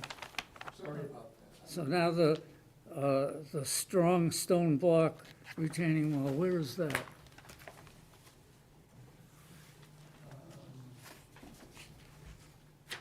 So I believe it's around the cul-de-sac here. Oh, And then okay. it's all the way along, so on the other side, on the upland side, it's sort of holding the, Okay. it's sort of holding this grade here. So it is strong, not stone. It's stone strong, so the easiest one, if you want an example of it, right there, building a building on 27. Okay, I just understand. Up Yeah. from where Washington Street crosses, if you're heading up towards Route 1, Yeah. they're building a building there. On the right side of that building, you'll see what a stone strong Oh, actually, retaining you need a wall. microphone. Sorry, I'm just noticing that. You'll see what a stone strong retaining wall looks like. So they're Fix blocks this. that are, Fix the spelling error. okay. Okay. John, if I could also interject, there's a retaining wall kind of where the red and the blue colored in areas is right on the floodplain. Yeah. Yeah, 100-year there's a, flood. right. Right on it, right on the 104, pretty much. Right, there's a retaining wall to prevent fill into the floodplain. Okay. So there'll be a retaining wall there, and that would be a stone-strong wall. Okay. Anything else, Al? No, not at the Betsy? moment. Okay, a few comments. This has been going on for so long that I think we might have to go back and look in some minutes that way predate you, Sarah, but I think we had the whole river versus pond thing go before a judge, didn't we? Or before the DEP, and they declared it to be a river because there are certain large rivers in Massachusetts that are simply rivers, and the Neponset is one of the mighty rivers. The Charles is another. I think you can dam up the Charles any way you want, but it's still the Charles River. So I think there's a list of rivers, and I really think there's some minutes about this, and which were declared to be correct, because then after that, we kept going, label it a river. And I think since you're before the Conservation Commission, in what we care about are resource areas, you have to label the floodplain, and you have to label the things that we care about in a nice, clear way. And then because we're in the midst of the historic river complex situation, that should be labeled. Because it almost looks like we're jumping way ahead, as though none of these things were ever discussed, and that we weren't taking them seriously, and we were. All right, those are my comments for the moment. What, So if I could just correct Betsy, or just add to your comments if I could. Okay. John. Yeah. That the issue with the river was under a determination, and it went through a superseding orders, and then it went through adjudicatory hearing, Yeah. and there was a recommended decision issued, and that was affirmed by the DEP commissioner. And it was the second time that happened, because it also happened under Toll Brothers as well. So it happened twice, that this issue came up, is that it is Bird Pond, but it's also the Neponset River, and it has a riverfront area. This issue was adjudicated under the Toll Brothers development across the pond, and it was then again adjudicated here, so. good, that's what I'm, yeah. But fortunately, there's other appeal processes Okay, but All right. right now, it's got to have a riverfront and floodplain. Because this is the Conservation Commission. This is the kind of stuff we care about. Betsy, this is, Okay. this is the commission's decision, not mine. Okay. Your discretion. I No, have we don't make a couple- decision, no, actually, Jack, let me say, no, we're not making a decision about whether this is our jurisdiction. This actually is our I'm jurisdiction. not questioning your Okay, jurisdiction. okay. Okay.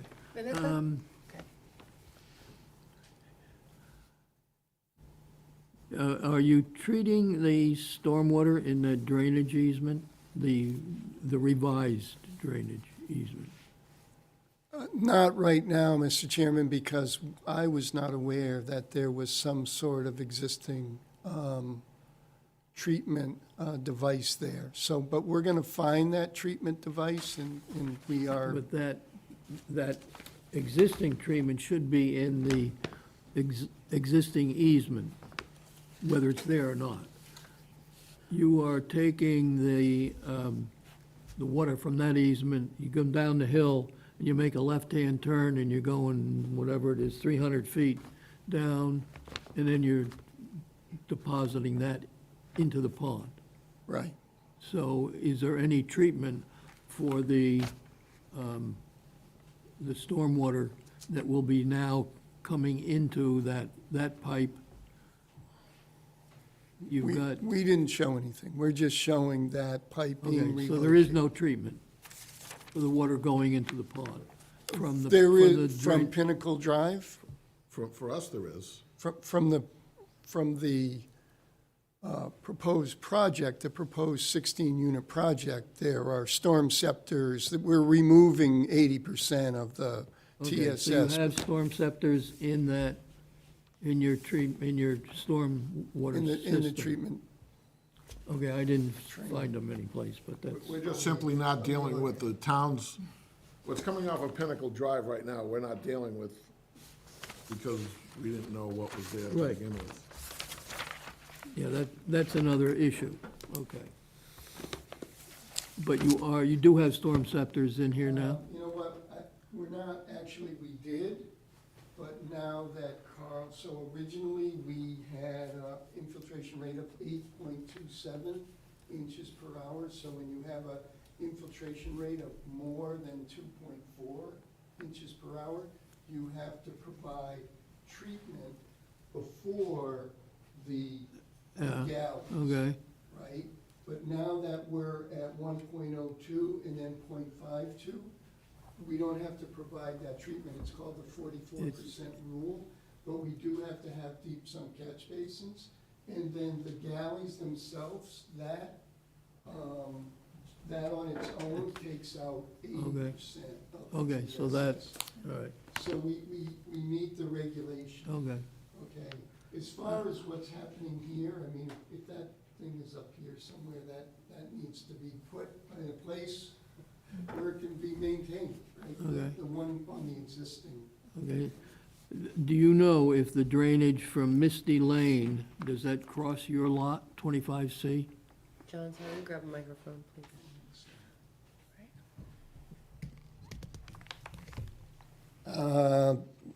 It's not shown on your plan. Well, it really doesn't come into, because Misty Lane is way down And your here. lot goes further, Yeah. right? So I just wondered if the It drainage from crosses Misty this Lane property? crosses lot 25C. It's a good question, Mr. Chairman. I can't answer it for you right now, but I will find the that's the answer to question. to Okay. that question. And, yeah, right now you have a 1.67 ratio of your, the wetland restoration. It's supposed to be 2 to 1, right? And it's supposed to be 2 to 1, Under the bylaw, yes. yeah. So, just to keep that in mind.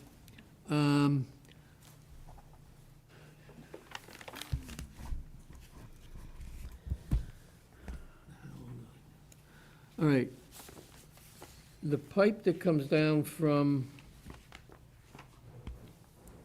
Pinnacle comes down through that easement now and discharges not exactly a straight line, but goes out to the Right. pond. You're going Discharges here. to abandon that portion Right, and then run it down your street. So you're coming down the hill, you've got with 20-foot, at least 20-foot difference in elevation. yeah, maybe more, yeah. And what are you doing to dissipate the energy of that coming down that pipe when it gets to the bottom and then makes your left-hand turn? We're not showing anything different. We're just picking it up I'm here at whatever concerned- elevation it's at. I'm and- concerned with that in a real heavy storm, that is not necessarily gonna go without causing a problem. I think you need to look at. Okay, so you want us to put some drops in that pipe so that it. so- Whatever means to dissipate the Okay. energy and to keep it from damaging that, whatever you have at the bottom, you're making a left-hand turn. Right, but it. You're making basically a 90-degree turn. Right, but So what are you so, doing? so all of this, though, is laid fairly flat. Yeah, but that's not, I'm talking about the water that's coming down. So the steep From part, Pinnacle. steep part's from here to here, right? So you want us to, I think, need to have some means to make sure that that does not cause a problem in a really heavy flow rates coming down with a 20-foot drop, and that's not that long, that you got a lot of energy when that decides to make the left-hand turn to go out, follow the street out. okay, I think it needs to be looked at, okay, so you don't cause a problem at that point, because right now, I assume there's probably a manhole at that point, or maybe, right here, you mean where it's turning? yeah, Yes, there's a manhole. you're right there, okay. And if that were to pop the lid, you've got, Okay. it's gonna go out amongst, between 8 and 9, or wherever, I whatever got you. way it decided to go, between the houses. Right, So I think you need to take a look at that. okay.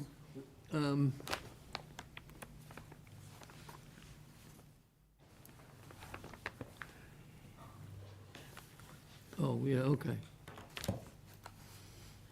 Are you taking that pipe out between 10 and 11, the existing easement? Yes, So that pipe would be. You not mean the only whole way- Abandoned, but you'd remove the pipe?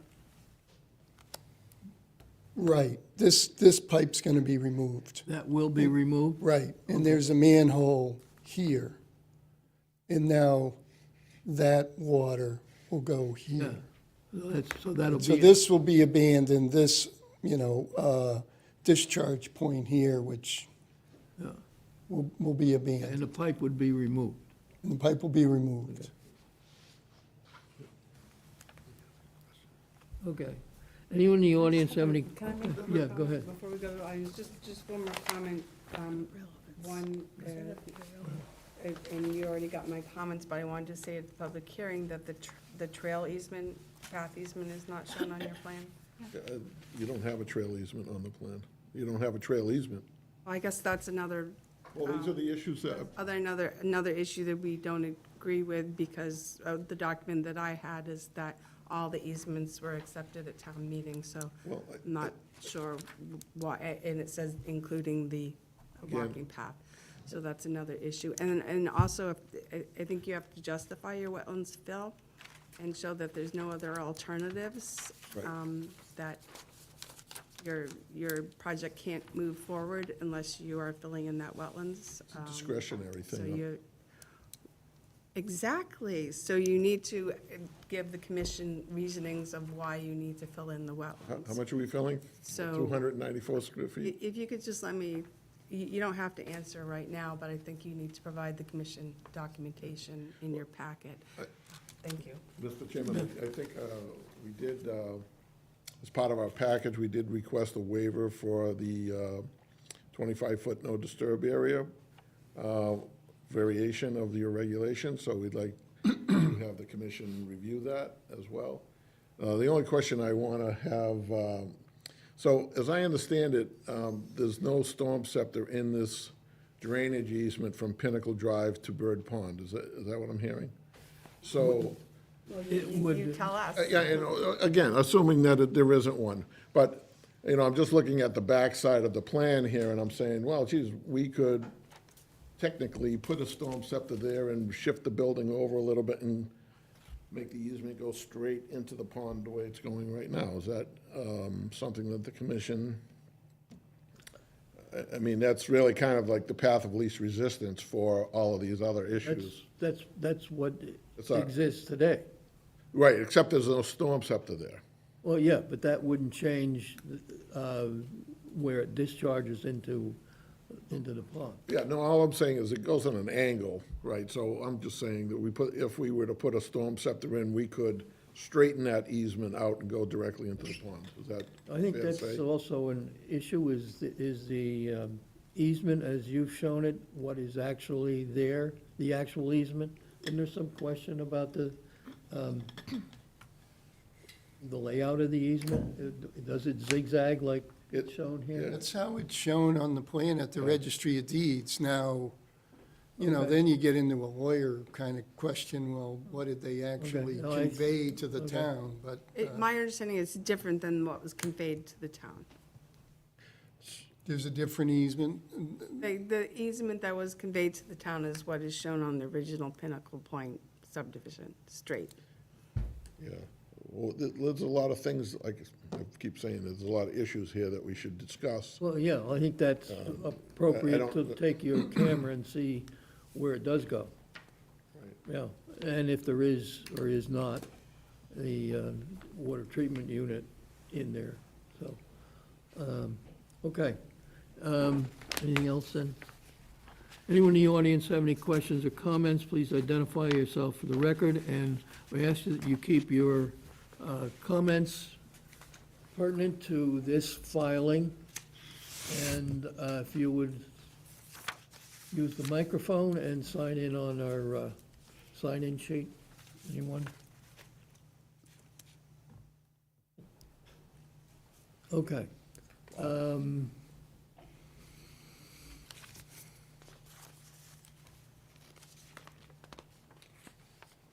You've got some work to do and you've got some decisions to make.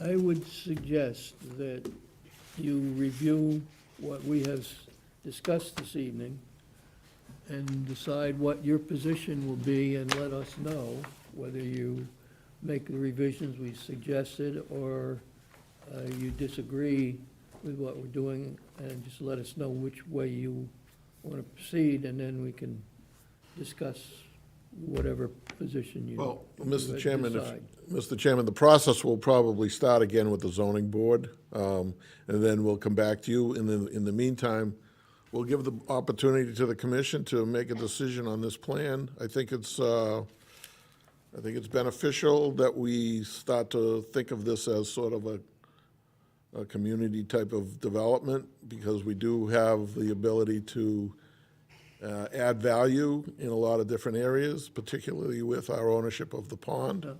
And so our next meeting with the zoning board is May 19th.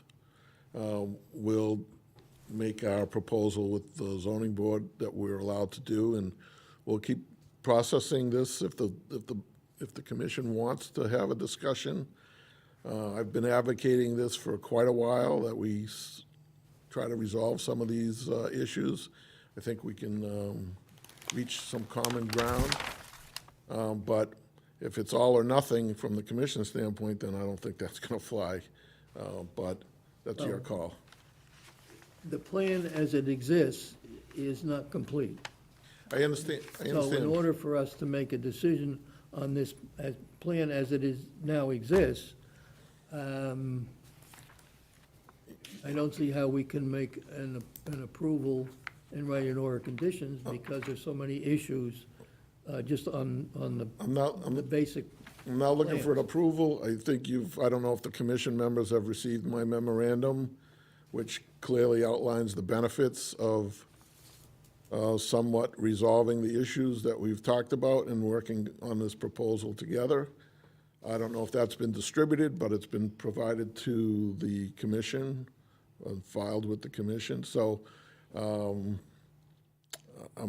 was always hoping that that there'd be some common ground that we could find, but if there's not, I'm not going to twist your arm, but I think that Wall Street has a lot to add to this equation, that it would be of interest to the commission.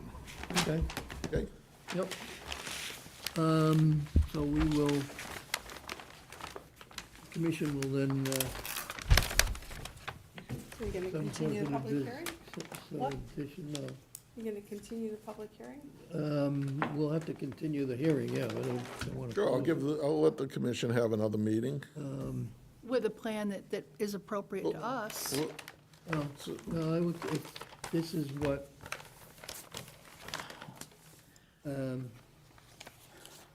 we'll continue the public hearing until, what do we got? We don't, not the next one. May 14th?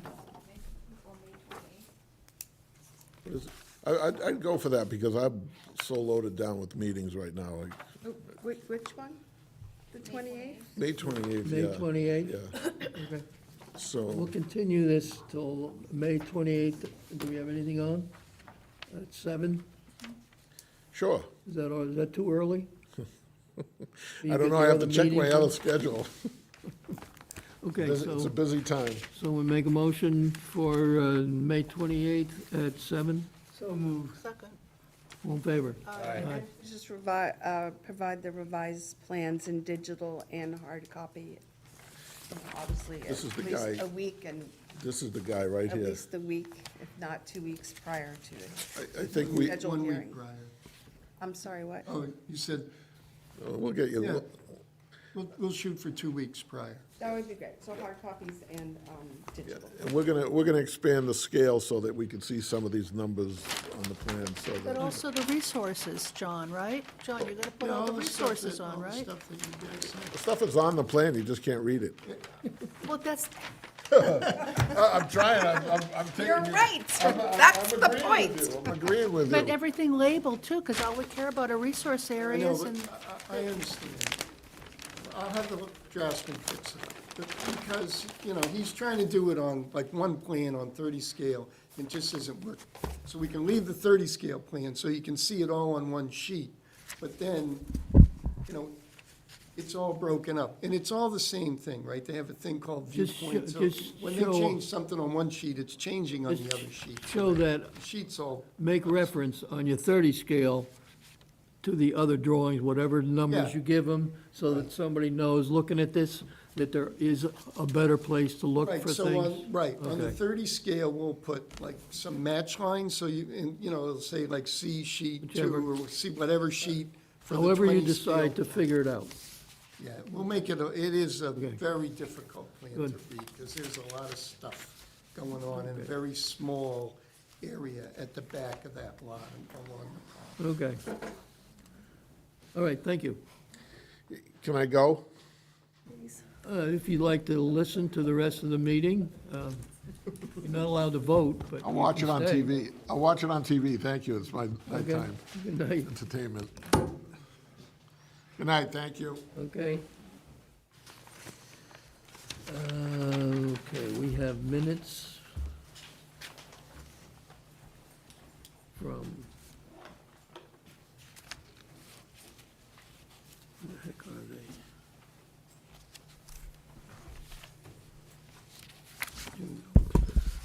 We have minutes from, that's that one. Excuse me, Jackie, you gonna talk about the bond? Pardon? oh, the bond, let's do the bond for Oh, him. the bond, yes. Yeah. What are we doing? The bond for Luke. So the bond for the Brook Lane Not Luke, sorry.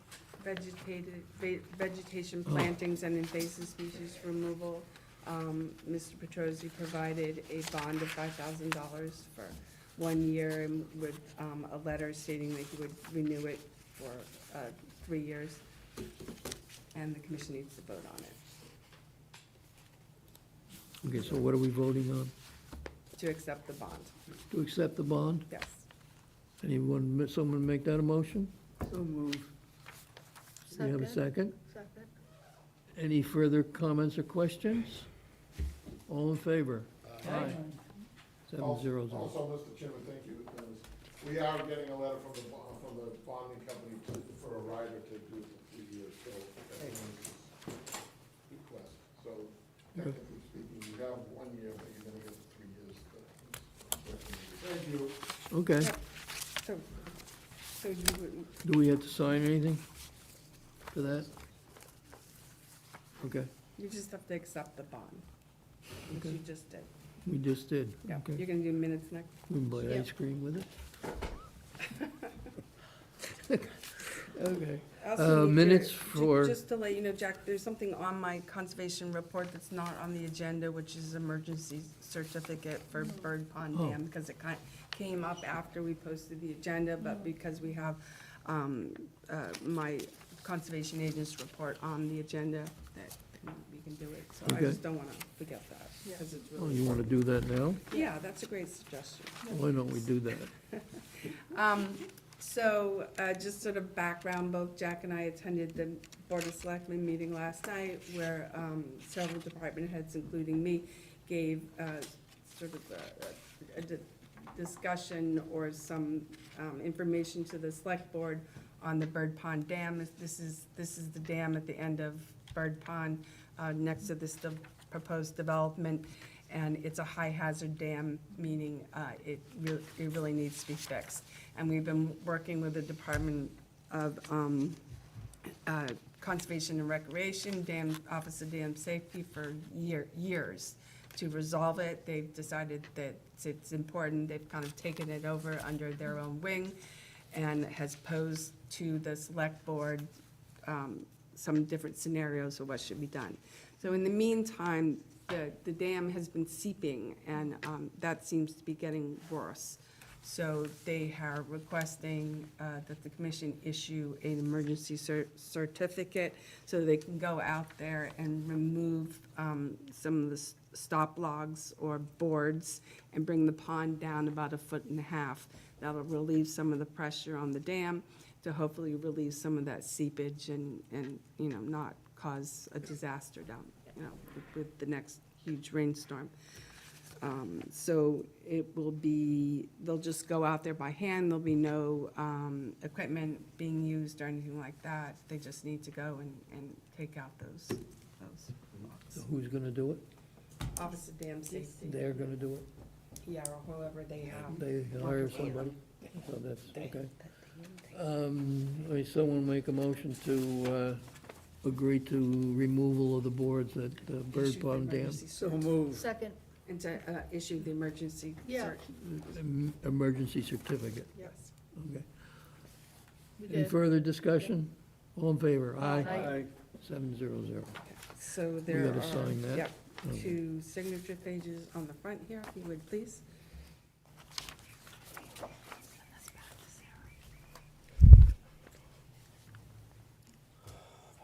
So who should vote on the minutes is just, Well, when do we get there? oh, yeah, I just, while Whoever- you're signing. I was just- Whoever was okay. present. No one was absent, so. Okay. We didn't exist in the committee yet. We've read them. Well, Doug left. Thank you, Sarah. They're very nice, Yes, but Sarah, we're gonna thank have you. to abstain. Yeah. Okay, so the minutes for February 12th.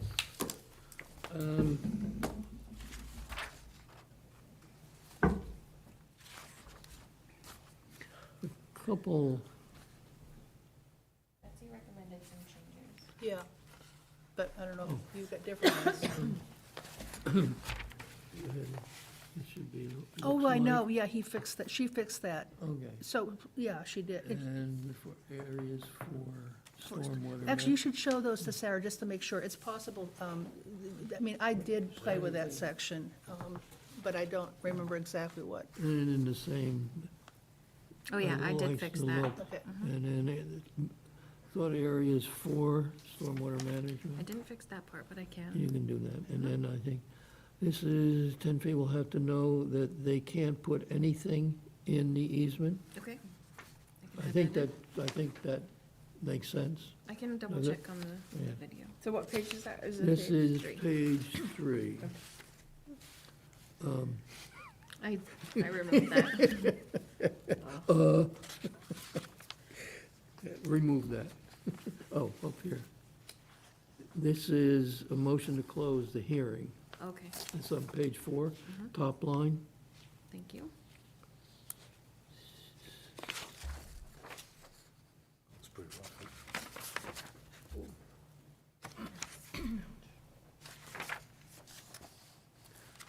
That's Pickerel Brook. That's Pickle, not Pickle. I'm not sure how you spell pickerel. I'll look it up. Yeah, but it's Pickerel Brook. Thank you. It could be a pickle. It's the same shape. Okay, this is where the pull-off area, okay, on page 8, and talking about North Street, that's a pull-off area, Okay. OFF, Thank you. okay? Can I take that?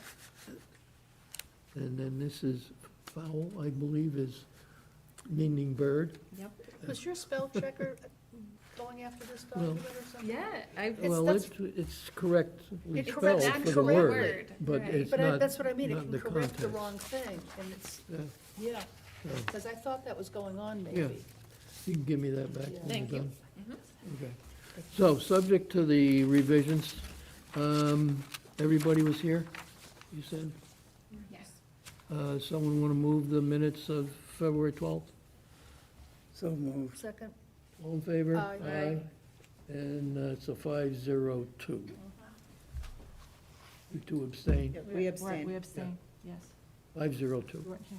I did not give you guys the 226, but I have them for next meeting. Okay, So just the executive session. okay. Okay, executive session. I had a, Betsy did note some other changes. again, were they like spell check weird things? Like on the bottom, autocorrect? did you get this correction? It was insinuating. Oh, insinuating instead of insulting, yeah, okay. All right. Yeah, so I think it's just, maybe it needs to be turned down a little bit, it's trying to help you. If you don't Insulting get might, it, insulting I might be know. better. I know. Okay, so, subject to that change, someone, let's see who was here. It was, move the executive session minutes of March 26th. So Betsy or Al Now or you want to move them? immediate? Yes. Okay, second. Okay, and all in favor? Aye. So that's a 4. Were you here, Bailey? Yeah. Your name's not on here. Oh, underneath the president. Underneath it is, okay. President. I was like, I was supposed to be in North Carolina, but I didn't. Oh, here it is, it's on the bottom line, yeah, okay. Sure, I can't- You were there. So we got 5-0. Do we include, I guess, Jessica and Yeah, Julie 502. abstain, so 502. Okay. All right. What else we got? What's the certificates of compliance? Where's the agenda? All right, so we got the minutes. Conservation property? So they've been out there at North Street, they're constructing the ramp on the Conservation Commission property side. That's been completed, and they'll get to the other side in about 2 weeks. They would prefer the boardwalk be in before they do all the work on that side. So I think Gary's gearing up to do it. I know he had mentioned to me that he was putting together his list, so I can touch base with him as when he thinks he's gonna put it together. I drove by there today, and they're moving ahead, they're making good progress there. Yeah, Yeah, it's, and just, this Proceeding. is new conservation land that was purchased by the Conservation Commission on North Street, which is a piece of parcel that abuts the public land access easement to Willett Pond. So people can go down there. Okay. Good. That's Yeah, it. I keep, they're working there, so. Yep. Yeah. And just as far as Turner Pond, we're just monitoring the pond to make sure that the level is at the right place and finding the right time to install new boards, which we understand the pond is low, but because it's low, it's actually good. We're not worrying about all the rain that we're having and running out there and taking boards out. So I think we're in a good spot right now. And as soon as we kind of get over these spring rains, we'll make sure to put a board in or probably one and then another, so we can retain the water for once we go into the drier season. Nice. I got another email from Dan Ryan asking if we're gonna put a board in, and I haven't responded yet, but I will then tell him we're gonna leave it as is for the time being, and we're monitoring it on a regular basis. Looking at the pond above Turner's Pond, it is, the elevation in that pond, the water is high, partly because the trash gate, trash racks going from that pond Yeah. into the pipe that goes into Turner Pond Yeah. is really elevating Yeah, that's the level in Gill, that's that Gill pond. Pond, right? Is that I think it's Gill called Gill Pond. Okay. Okay, yeah, yeah. So, there's plenty of water, and the water flow rate going into Turner's Pond from Gill Pond is substantial.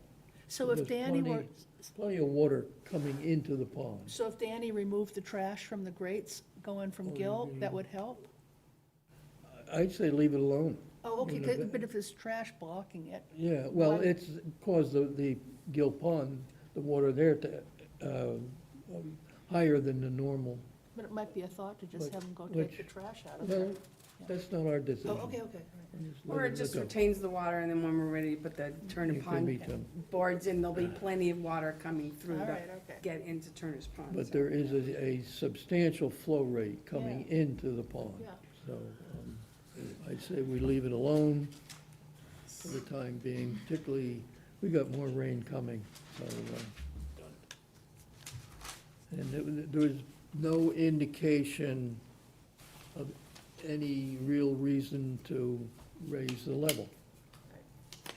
And so I will advise them that we are monitoring it, and we'll add boards as we deem necessary at the right time.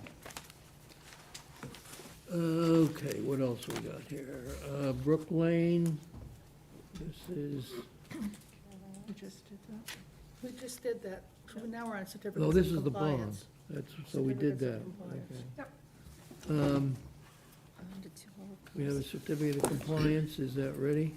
So, 12 Comstock Way, DP 3151256. This is a request for a certificate of compliance for a pool. This is right next door to 16 Comstock Way, which we discussed during the public hearing. Right.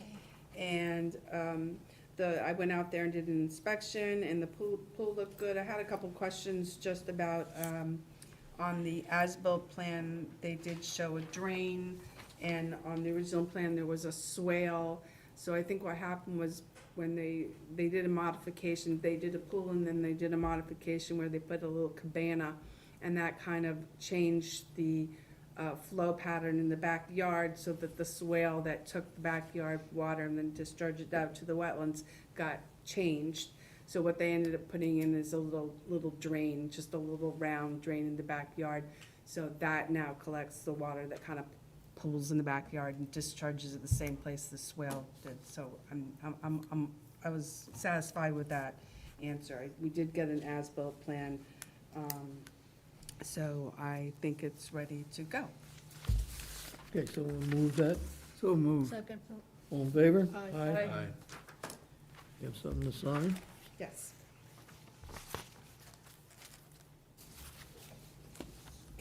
Can I just go on to the next? Yep. yes. Okay, 937 Washington Street. This is Hockman's property off of Washington Street. There's a long driveway that goes way down, and then his house was permitted way back when and complete. Then he put in a barn, And so the barn has been completed. We required no alteration plaques out there adjacent to the barn, and 25-foot no alteration. And that is all in and all set. Okay, so want to move that? So moved. Second, And we'll include any Aye. continuing conditions that Aye. are in order. All in favor? Aye. Another one?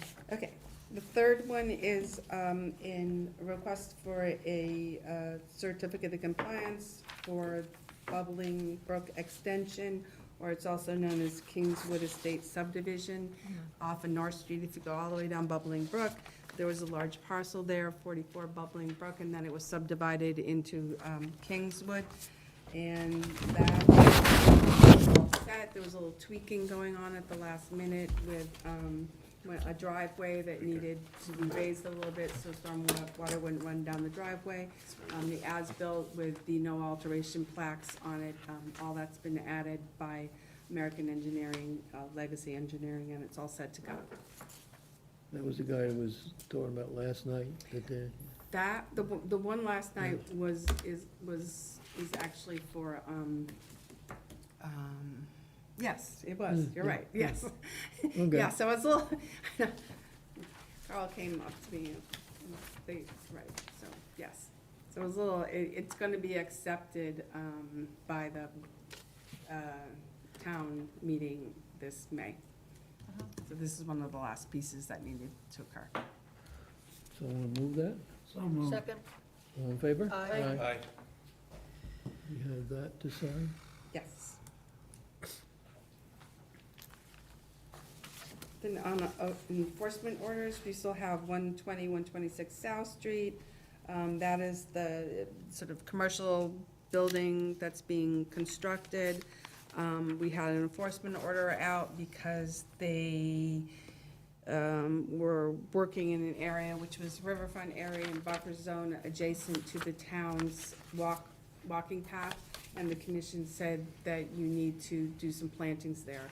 So they are in the process of putting in a subsurface drainage system, and I did talk to the town engineer, and we both went out there and we walked the pit where it's going. It's a very large, pretty good-sized system, and he seemed satisfied with the soils that were there. So I believe that they should be installing that system soon, and once they install the system and backfill, they should be able to plant. I did see Mr. Musto at the Muffin House and talked to him about it, and he thought they would still be able to get the plantings in this season, but I will make sure to keep up on that. Do you have minutes to that meeting? I do not. But I got a corn muffin. Oh, great. Make a note of that. Okay, Appeals, again, we still have not gotten any information back on that appeal for the historic mill complex. right, Board comments. So, 505 South Street, is coming before us next hearing. So we would, I assume we just give planning board that, a note saying that the commission is reviewing that plan on the 23rd of April. Then there is a revised plan for Heidi. So that was the commission reviewed and issued an order of conditions for a single-family house at the end of Heidi Lane. And it's part of a subdivision, Swanee Estates.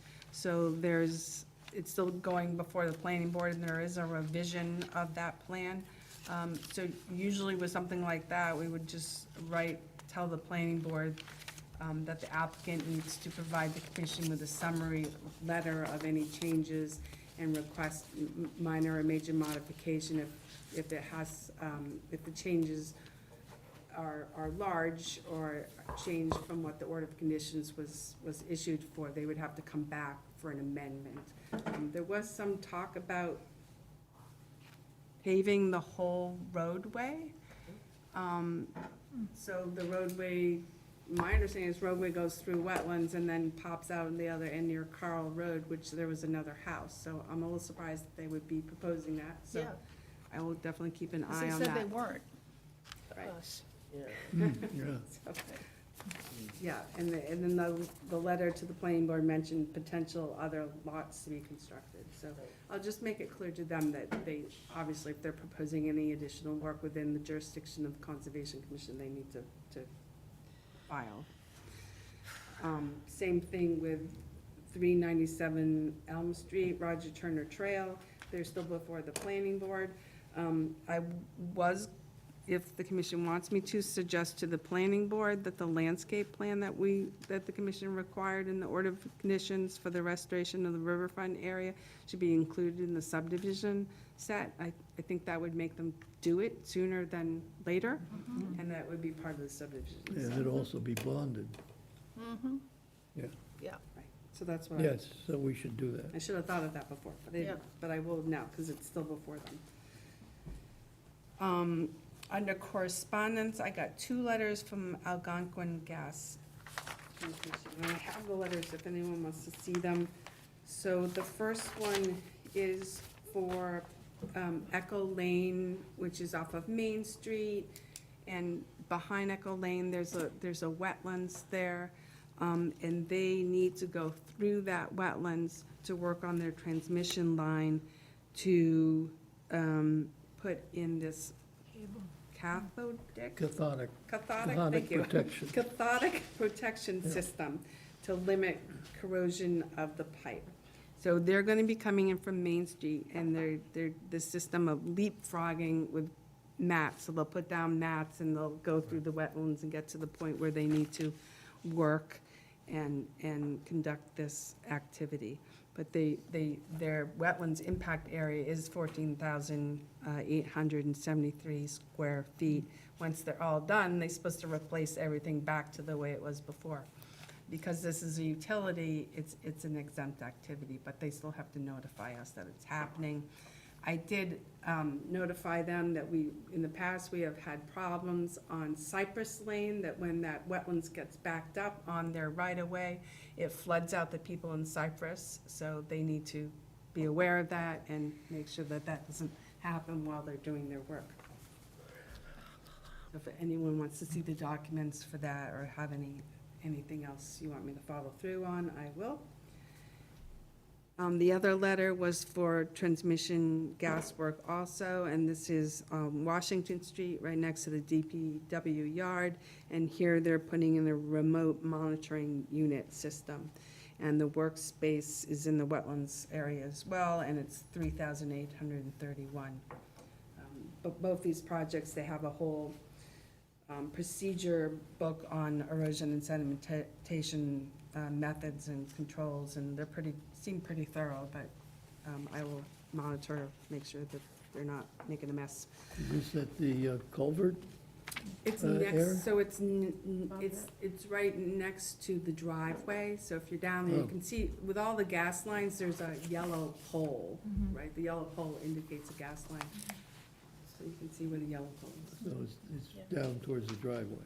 Yep. Right. Yep. Okay. Did they finish everything on the culvert, the gas? So, the Washington Street culvert was put in, and the contractor did not a good job. And then this is my language, probably not legal language, they bailed. Oh, yeah. So, the town has to take it over. So it was bonded, so they have money. There are some areas that I went by with Carl where the sediments on the slope fell into the wetlands that needs to be pulled back and cleaned up. So there's a lot of cleanup that has to be done, and then the road has to be fixed, and the utilities have to be reset and all that. Enough money in the bond to cover I believe so. what needs to be done? That's my understanding, yes. Interesting. So that'll be another year. Okay.